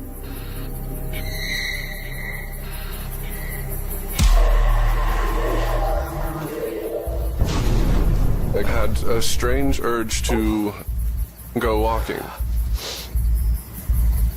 It probably wasn't the brightest idea in the world to go out, because I don't recall being armed other than a knife. I wasn't prepared for what I found as I hiked up that trail that night. Seeing a bear would have been less unnerving and would have definitely creeped me out a lot less than what I found.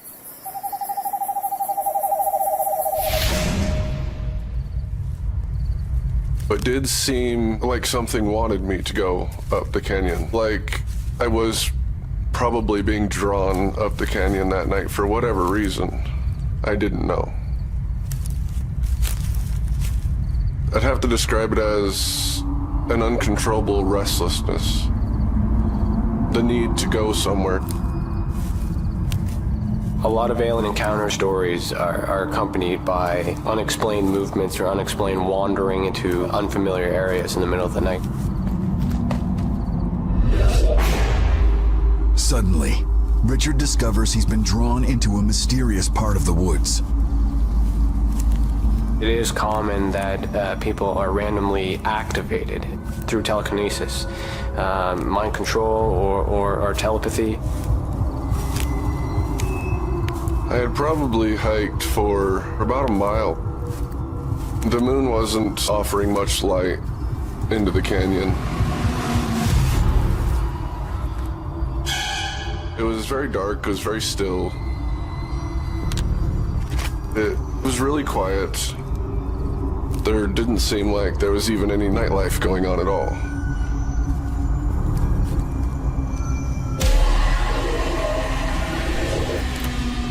I crossed a clearing off to my left of the trees that allowed me to see down into the canyon, and I noticed as I was approaching the clearing that there was some light down in the canyon. I wasn't sure what I was seeing.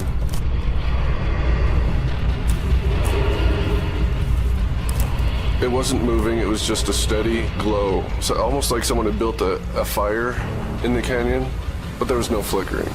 It was just a steady glow.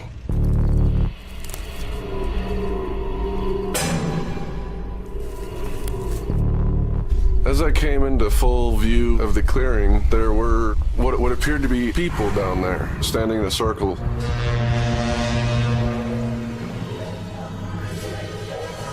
There were two pairs facing each other. They're wearing dark robes, full length with hoods. The beings standing facing each other with their arms outstretched above them to kind of form like a Y shape with their body.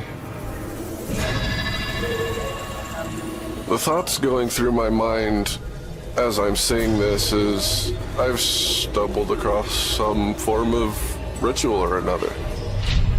Yet he soon realizes that this is something even more bizarre and terrifying, and that the figures before him aren't people, but entities not of this world. The glow that I was seeing surrounding their outstretched hands and then forming a beam stretching above their heads. It may be some sort of a power or energy source. It may actually have properties that is drawing the individual towards it. Upon approaching them, I didn't feel like I was in any kind of danger. I wasn't really scared. I couldn't see any faces in the hoods. The glow that they had down there was illuminating everything they were doing, but I saw no faces. Richard feels he is safe as long as they don't see him. But they do.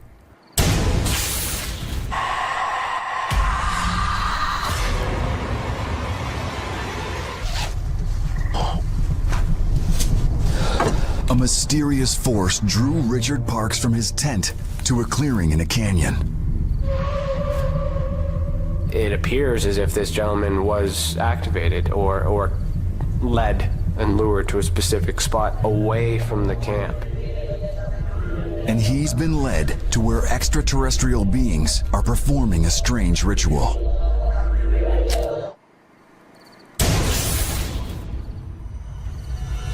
I saw the being's hood tilt up towards me, and after a moment or two, all three of the others turned towards me, and that's when I realized that they all knew I was there.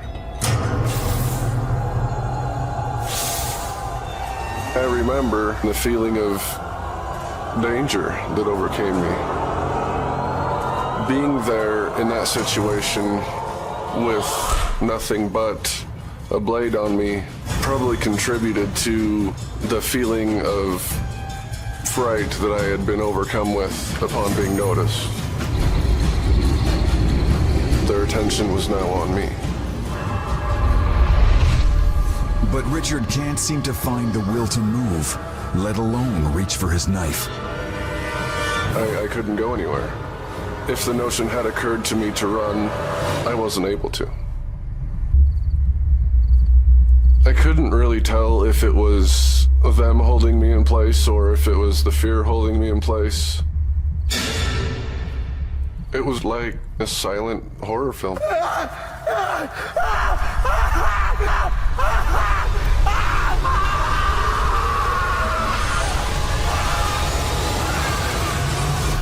Then everything went black.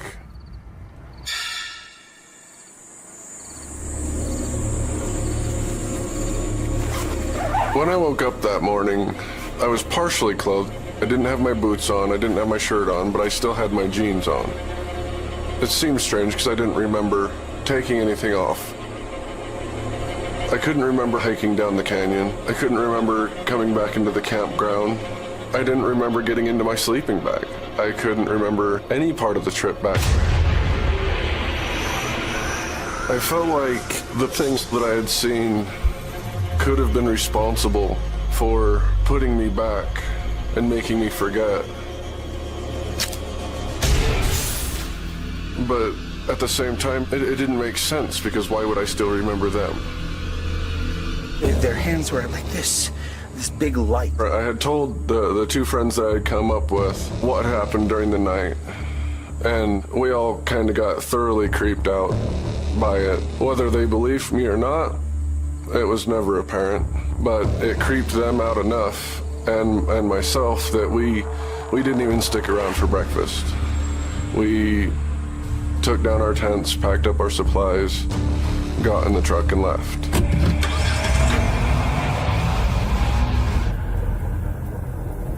I look back at what happened that night every once in a while as I'm flipping through old drawings and old books that I kept over the years.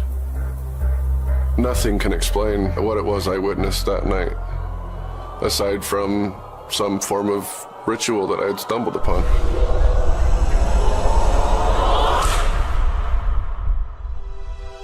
Those who have encountered entities from out of this world never forget the experience, as Travis Walton knows all too well. The recovery process was very slow, and, every night was a nightmare of returning to the vision of those eyes staring, boring into me. It slowly, very slowly, it took years. It was very hard to deal with, very hard to cope with. Is there any ongoing sort of thing? Are they going to come back? That's a very haunting feeling. When it comes to alien encounters and experiencers, it's easily comparable to post-traumatic stress. It's equivalent to a soldier who's come home from war. It's traumatizing. This really does happen. It's real. And it's been a long, slow process adapting to try to make just surviving it become something more positive if I can.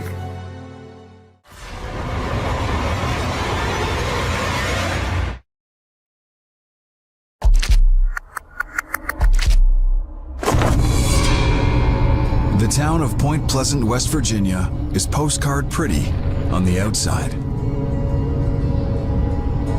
But years ago, a devastating tragedy shook its residents to the core. The Silver Bridge was a bridge spanning from Point Pleasant to Canalga, Ohio. It collapsed on December 15, 1967. It was the worst bridge disaster in U.S. history, claimed 46 lives. This was just a huge, traumatic event for the small town.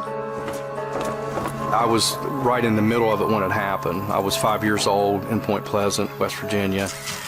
At the time, a mysterious creature was seen clinging to the bridge. Because of its expansive wings and insect-like appearance, it became known as the Mothman. There were people that claimed they seen it flying around some of the towers of the bridge a few days before the bridge collapsed. People thought that this creature caused the collapse of the bridge. There were over 100 reported sightings to the authorities. My guess is there were probably hundreds more who never reported anything because they were afraid of being called crazy. There are those that think the Mothman itself is a harbinger of doom. The Mothman sightings in 1966 started a gigantic surge of media coverage and a lot of curious people who descended on Point Pleasant to get a glimpse of this creature for themselves. You know, there were people driving around with rifles and guns.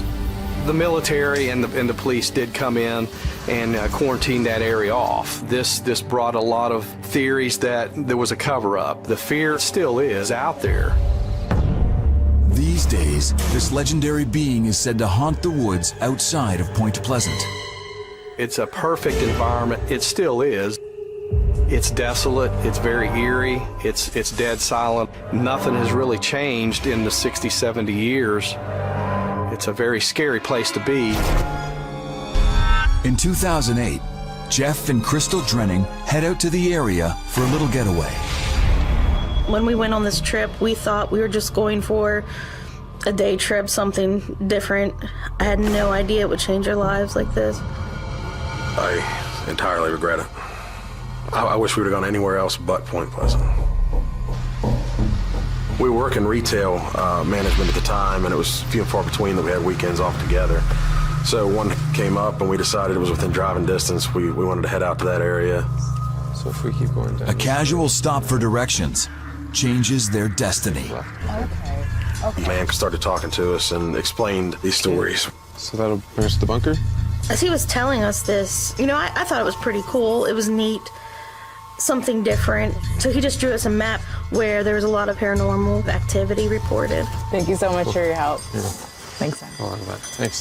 Crystal and I always shared just a brief interest in the paranormal. I mean, we didn't really put much stock into it. But upon being alerted to Mothman's stalking grounds, they find the lure irresistible. Gonna go straight ahead. We decided to just give it a shot. You know, it'd be like a little adventure following the little map he drew us, treasure hunt kind of deal. This is it. If I had the opportunity to go back, no, there's absolutely nothing that would get me to go out there. Is that it? Is this it? I think so. Crystal and Jeff decide to make the most of the experience and return with proof of their adventure. Ready? We went just like to the local Walmart and got a digital voice recorder. That was the first time we tried anything like that. Ready? Yeah, this thing works. This way? Sure.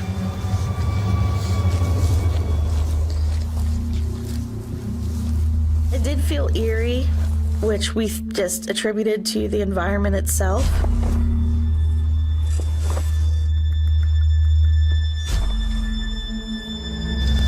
I think this is the place. Do you have that recorder thing? Oh, yeah. Did you put the batteries in it?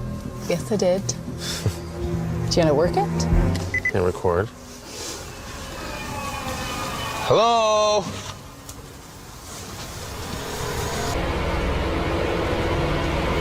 Are you there? Can you hear me?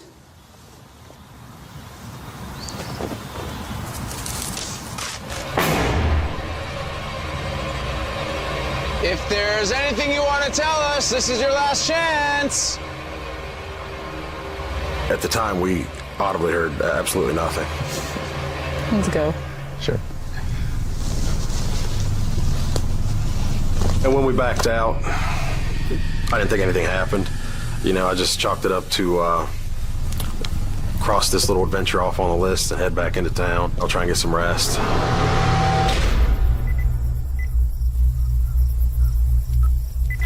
When we got back home, we were just kind of waiting around to go out to eat. Did you get anything? So we just thought we'd waste some time and rewind the recorder and see what we got. Are you ready? I'm ready. Are you there? Just on the off chance, I mean, it was more of an obligation. We took the time to ask the questions, go out there and actually do the session. Might as well give it a go. Listen to what we recorded. If there's anything you want to tell us, this is your last chance.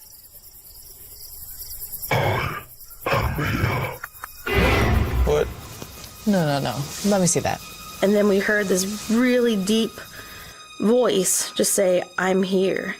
Someone's messing with And Did you mess I just blew my mind. Like, it was like we almost went to like kind of a state of shock. We just were speechless, just stared at each other. We blew our minds. We couldn't believe that we actually caught something on a recorder. If there's anything you want to tell us, this is your last chance.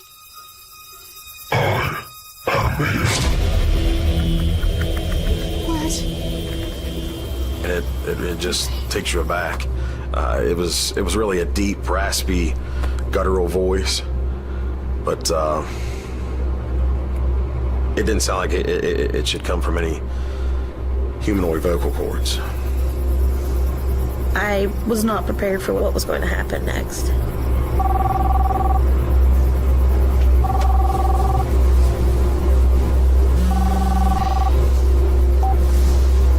Hello?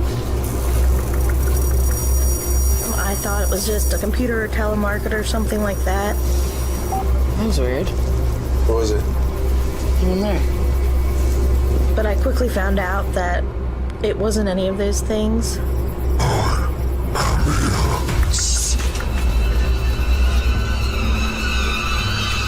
Jeff?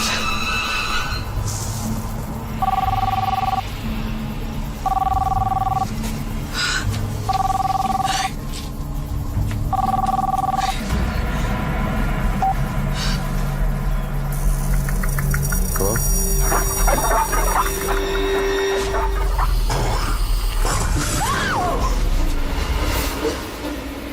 There was a voice, and it was definitely not human. It was really strange. I knew that something wasn't right. We knew we're dealing with something that shouldn't exist. Let's go inside. We knew 100% that whatever we picked up in Point Pleasant had followed us home.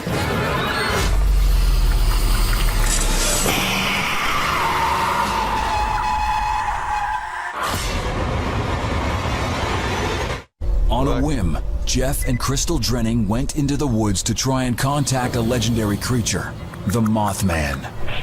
If there's anything you want to tell us, this is your last chance. If you go in and mess with something like this, we have learned the hard way that you're almost opening a door. Now that they've conjured the entity, it won't leave them alone. People that, had encounters, with this thing are never to be able to shake that feeling that there's something unexplainable that is still in their life. It won't go away, a haunting, so to speak. Odd things started happening. We were getting ready to go out to dinner, and I went into the bathroom just to touch up makeup or something like that. I went to grab the doorknob. And the doorknob was just burning hot. And I pulled my hand back, and there was like this dark black ashy substance on my fingers from where I touched the knob. I immediately thought, oh my gosh, something is on fire. So she yelled for me, so I go.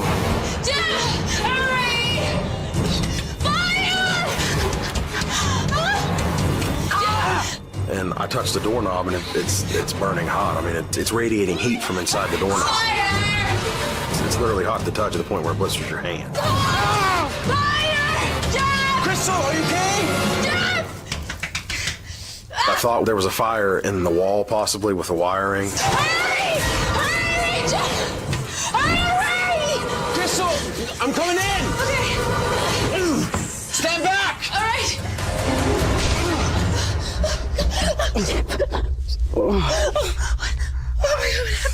I'm looking around to make sure, you know, hey, there's no fire internally in the wall. There was nothing, no fire.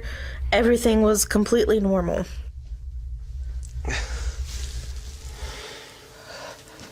Jeff? We then opened up the back of the bathroom door.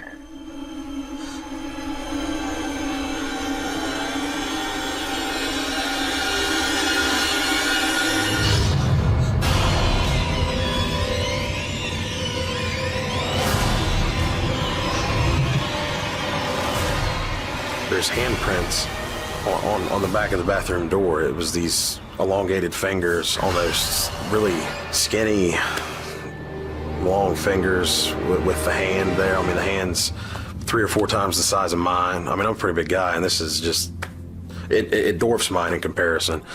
And we see the handprints on the door, and it's like this ashen, sooty kind of residue.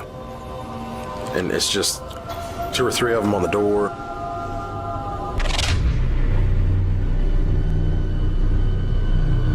You could tell it wasn't human. There's no way it was human. We realized pretty soon that the activity that we started to have was nothing compared to what we would end up having to deal with.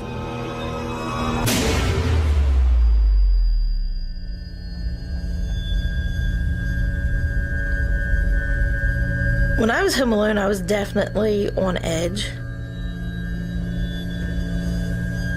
It was looking over your shoulder, wondering if something's going to happen at any time, and it takes a lot out of you to be constantly on edge like that.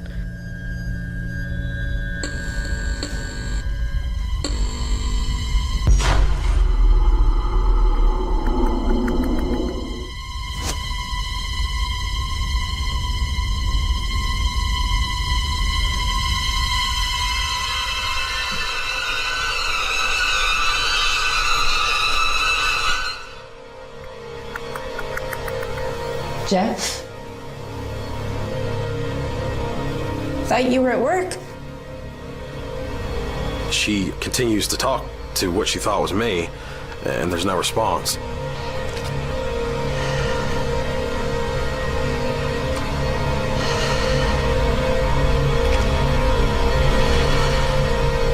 She saw a hand just press up against the shower curtain.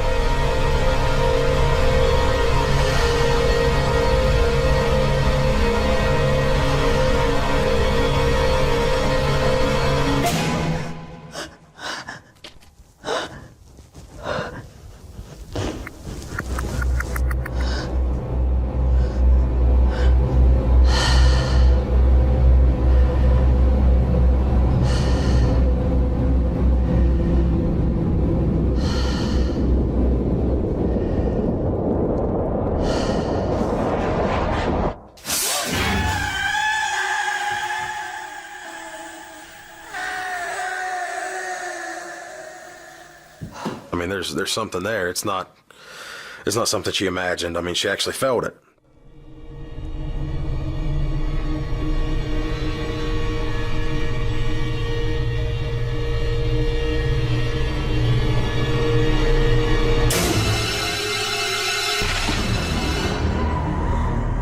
There was different things drawn. There'd be like big handprints.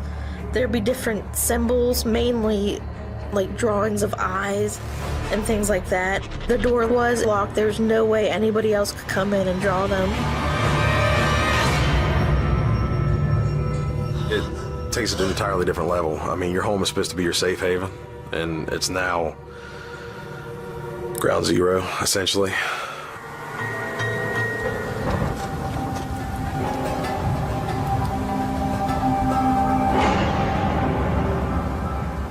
It was late. I worked a closing shift. It was probably 10:30 p.m. I was out in the middle of nowhere on this lone stretch of highway. It's incredibly desolate. There's no residences around or anything for probably 15-20 miles. This was a road that I had driven daily. I mean, to and from work. I never noticed anything out of the ordinary prior to this. And I rounded a turn on the road, and just on the edge of my headlights, I caught a silhouette of someone, and I thought that's kind of strange. A hitchhiker out here in the middle of nowhere, he's never going to catch a ride. I mean, he's literally in the middle of nowhere.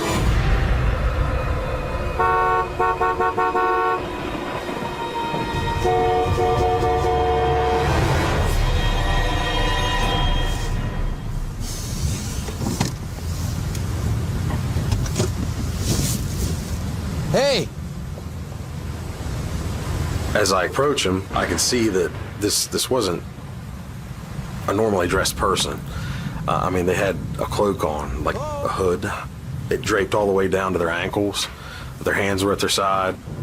Do you need a ride or what? They had these really Hello? twitchy kind of movement to them. Can you get out of the way?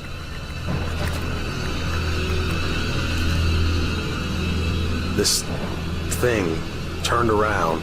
It brought its forearm up to shield its eyes from the headlights.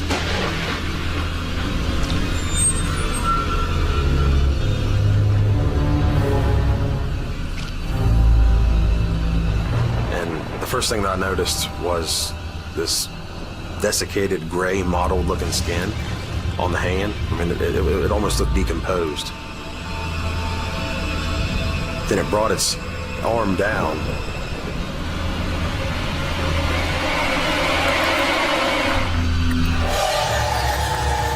I could see two eyes glowing. And it wasn't like an animal's eyes. When you shine a light on them, they'll reflect back at you. These were independently glowing. I mean, it almost like it had its own light source. So I'm completely awestruck. This doesn't make sense to me.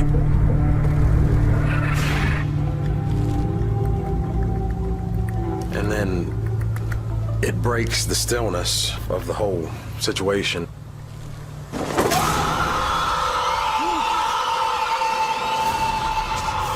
I let out this ear-piercing shriek. It looks almost like death, what you think death would look like.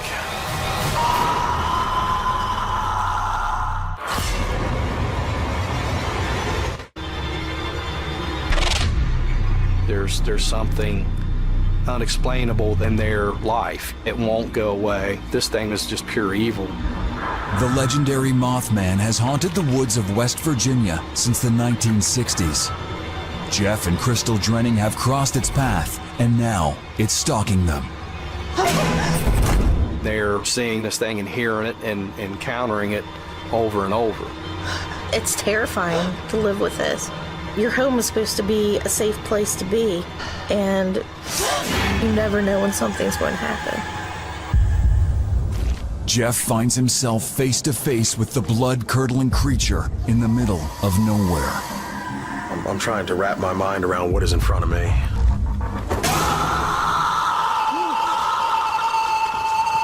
It was really animalistic.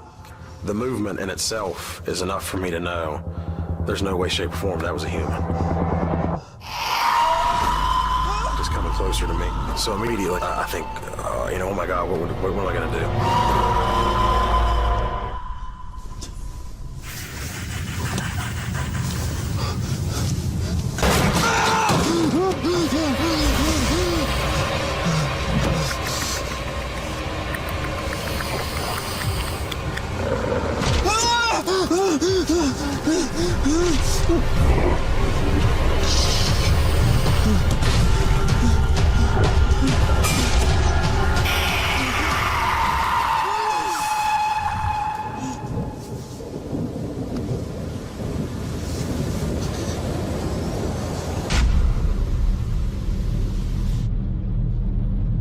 You could feel it when something was near.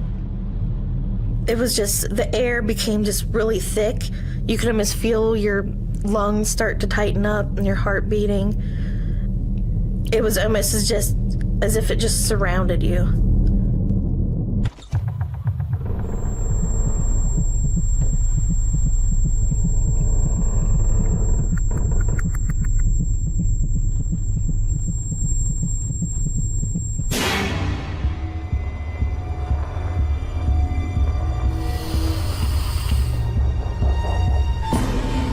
Once it manifests itself physically, I mean, that's an entirely different ballgame.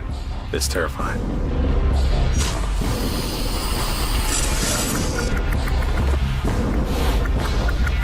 I mean, you feel violated almost. Just something has breached your home, but at the same time, it's terrifying because, I mean, obviously this thing that isn't supposed to exist not only contacted you, not only replied to what you said, it's taken the next step further and followed you home.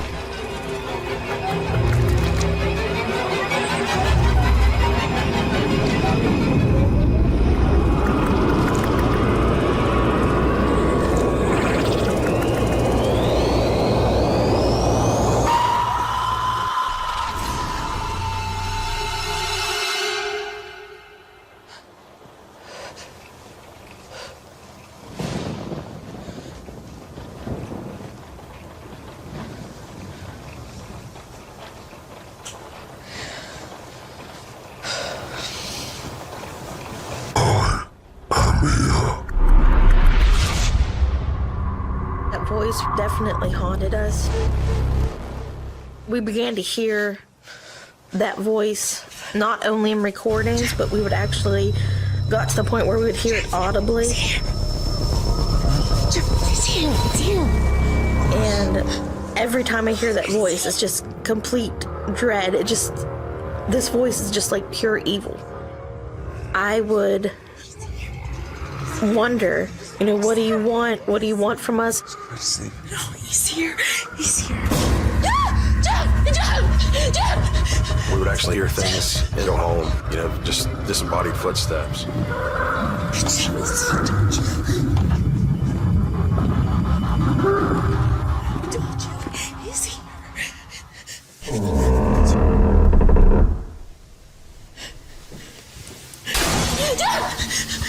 As the activity grew stronger, it became more violent.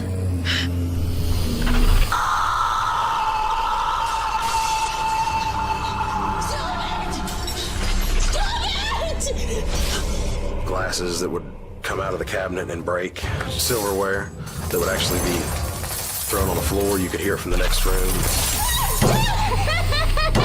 The knocks on the wall.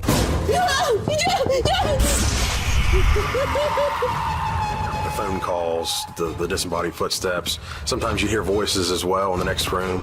Garbled speech, you couldn't really make out what it was saying, but you could definitely tell that it was there.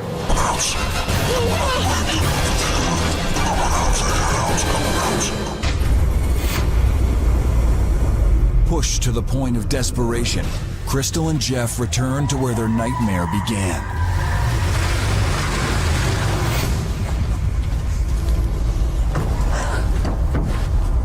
You ready? Yeah. We decided to go back just to try to get some answers.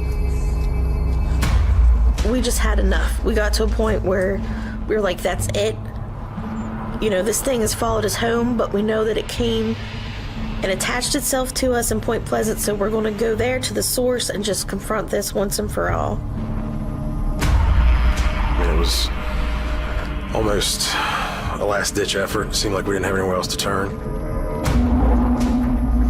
It was a completely different ball game than the first time. The first time that we went, we were just, you know, looking for some entertainment, having fun. This time we wanted to fight this thing down.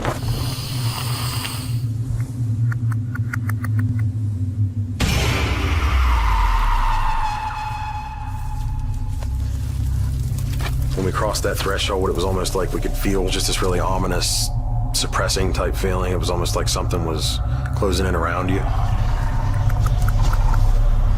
This is it. Do you have the quarter? Do you have the quarter out? Yeah. Are you here?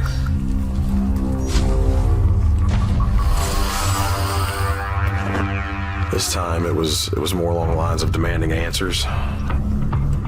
Tell us what you want! We've had enough! We were very frustrated. We were tired of it. What do you want from us? Just leave us alone! Hear anything?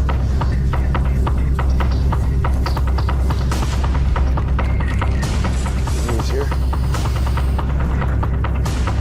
Say something! This feeling continued to grow and grow. It was a feeling I can't even begin to explain. It was almost like you just wanted to jump out of your own body. Seriously! We can't take it anymore! We know you're here!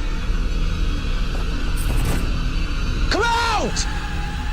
Finally, Jeff just told it. It's now or never! And after I'd said it's now or never, I gave it 10 or 15 seconds to answer. I didn't hear anything.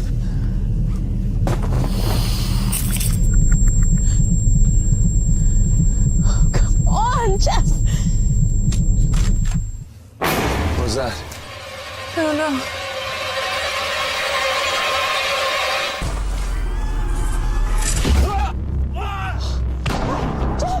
It was like a freight train hit me.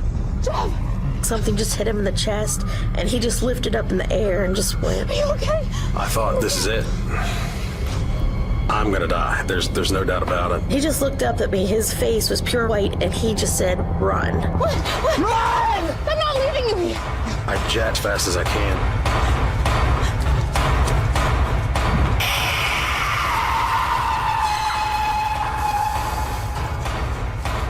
It literally felt like we were running for our lives, that whatever this was, I thought we were done for.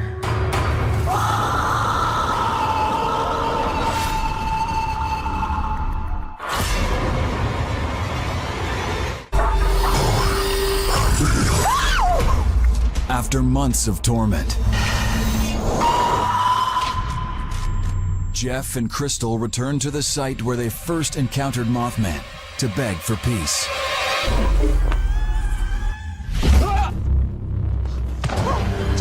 It doesn't work. Run! Run!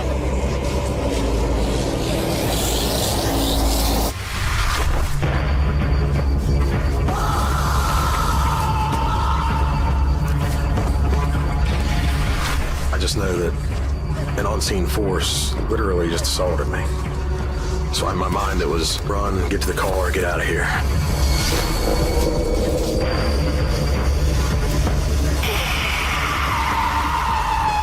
I was pretty much in shock when we were running. I thought that this was it, that it was going to kill us.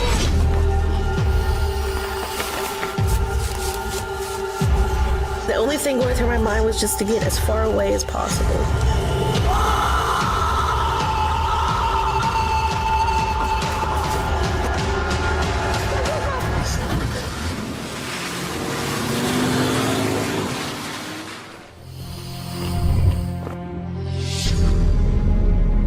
I do regret going back. I don't know if it gave it any more, energy. Despite the couple's attempt at a truce, Mothman won't let go of them. After we confronted this, it just felt like there was nothing that we can do. We felt hopeless. We didn't know if we just made it angry, so things are going to get worse.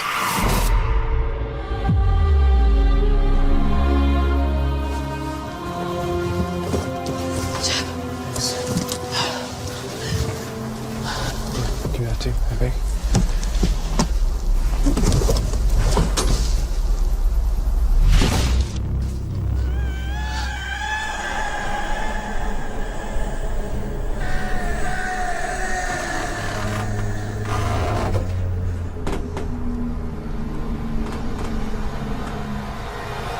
We just heard this extremely deep growl come from inside.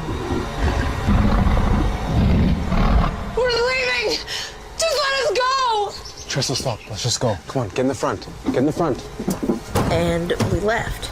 And we thought if we moved, everything was over. But it wasn't. For the Drennings, the terror doesn't end. Mothman follows them wherever they go. I think we definitely opened a doorway. There's no doubt about that. What came through it, I don't know. How to get rid of it.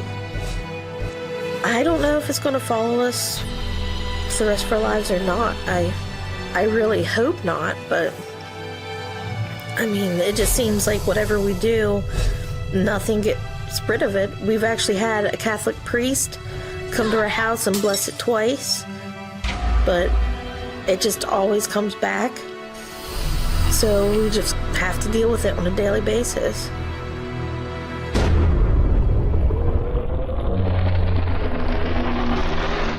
But the question is, what exactly is Mothman? Some say the story goes back to a bloody chapter of West Virginia's history. Chief Cornstalk was a Shawnee chief who was murdered over a land dispute.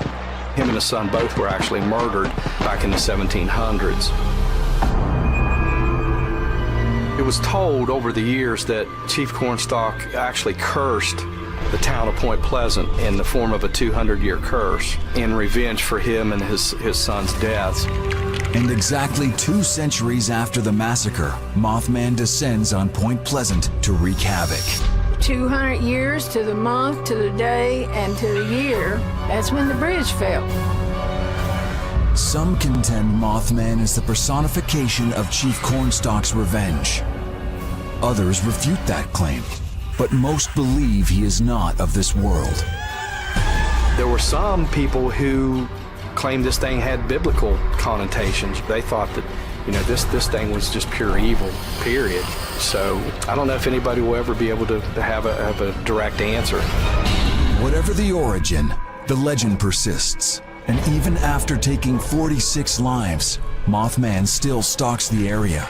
Few are foolish enough to go looking for him, and those who do often suffer the consequences. My brother wanted to try to find the Mothman.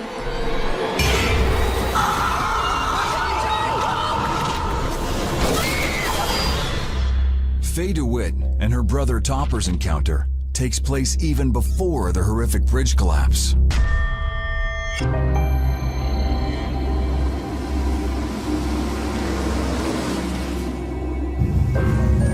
The Bugman of Virginia.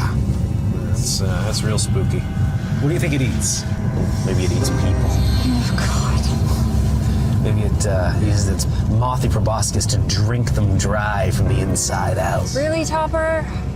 It was my brother's big idea to go up there and try to find it. He was going to prove that that was a fake, because he was a very skeptical person, a very smart person, to the point that he didn't think nobody knew anything but him. And he was going to prove the Mothman was a fake, and that was his intent of going up there. But what if we actually see it? Then what are you going to do? You're going to eat your words, is what you're going to do. I'll go out and shake hands with it and try to look for the zipper. How about that? I don't know why you made me do this.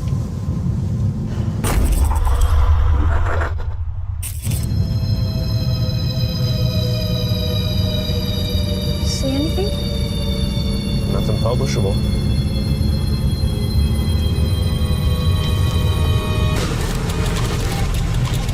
Did you see that? I thought, well, what is it? You see what?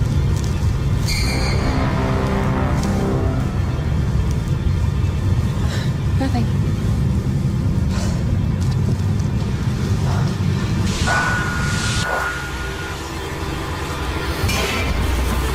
Topper, did you see that?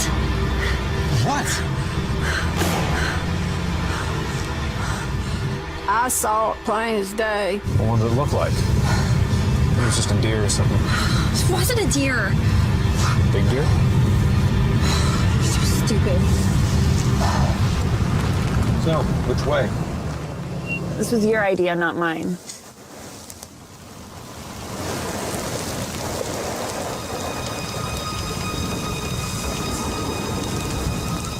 What? Don't turn around. Why? My brother just kept looking at me. He said, don't look, there's something there beside the window.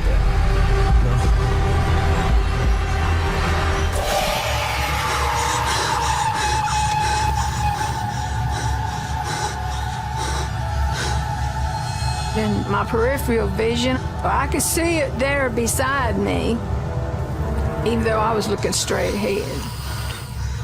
And I thought, what are we gonna do, what are we gonna do?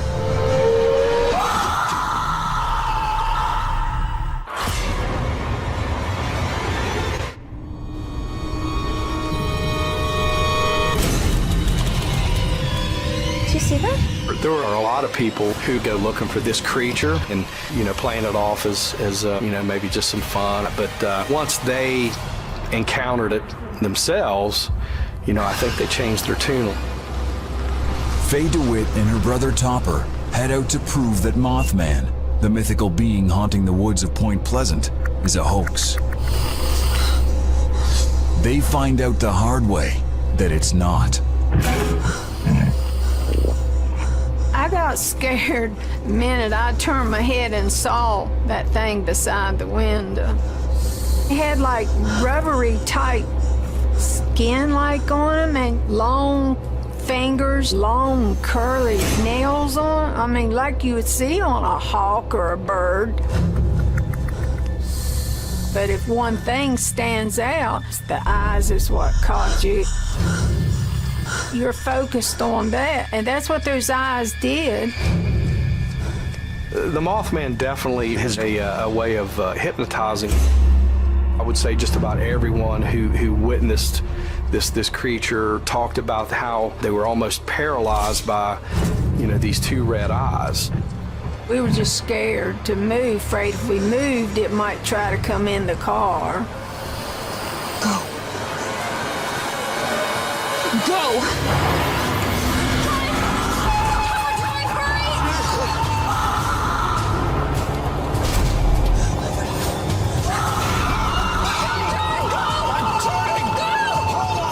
And when my brother turned, he thought he was going to throw him when we made the turn, but it didn't. We were going down the road like a racetrack. See it? And it seemed to be right beside the window there.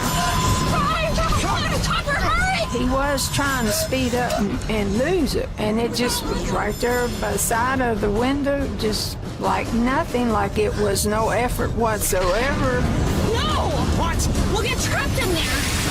And he made that turn to the loading dock where they would fill the trucks up. And I said, don't go in there, then how are we going to get out? It'll have us pinned. Where'd he go? Maybe we lost him. And when he did that,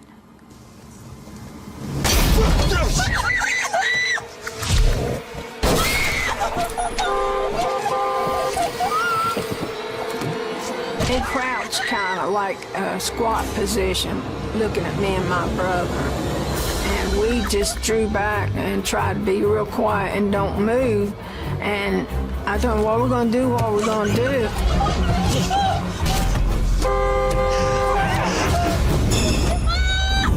It jumped off the car. Where'd he go? It landed just a few feet away. And it crunched down just like it did in the car and watched us, crouched like a gargoyle. What are you doing? Are you crazy? Topper! What are you doing? Hey! Get out of here! Hey! Just picking up chunks of coal, throwing it at it. Get out of here! Topper, get back here! And I was hitting him, telling him, get in here, leave it alone, let's get out of here. And it stood up. Get back in here! And I told him, now you done made it, man, it's gonna come and get us, it's gonna come and get us. My brother said, don't move, don't move. I said, okay, okay. What's it gonna do, what's it gonna do?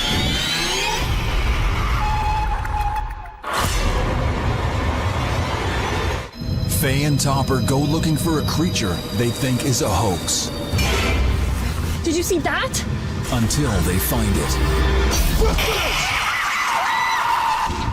Now they are trapped on the road, facing the living nightmare that is Mothman. Topper, get back here!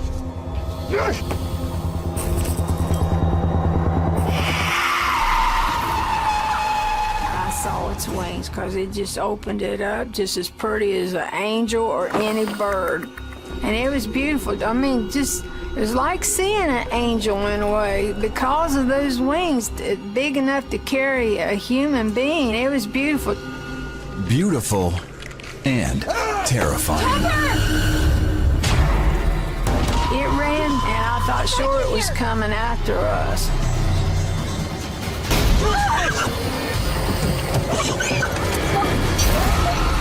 It just flew off, and off it went.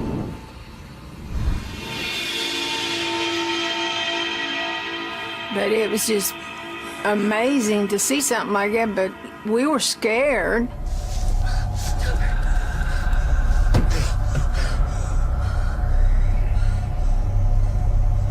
I told my brother, we need to get out of here and get home because it might come back. So he turned around, whipped around. We went home.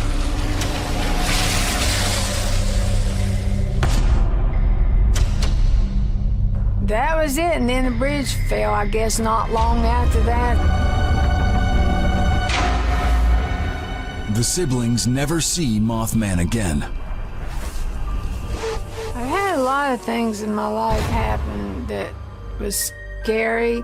That was really more scary and life-threatening. Though it let Faye and Topper go, Jeff and Crystal aren't as lucky. Mothman continues to terrorize them. We've been dealing with it for 8 years. We have no idea why it chose us, but it did. It's almost like it's just there to torture us. This did happen. After nearly a decade, I don't think it's ever gonna leave. It's all too real. You need to take precautions.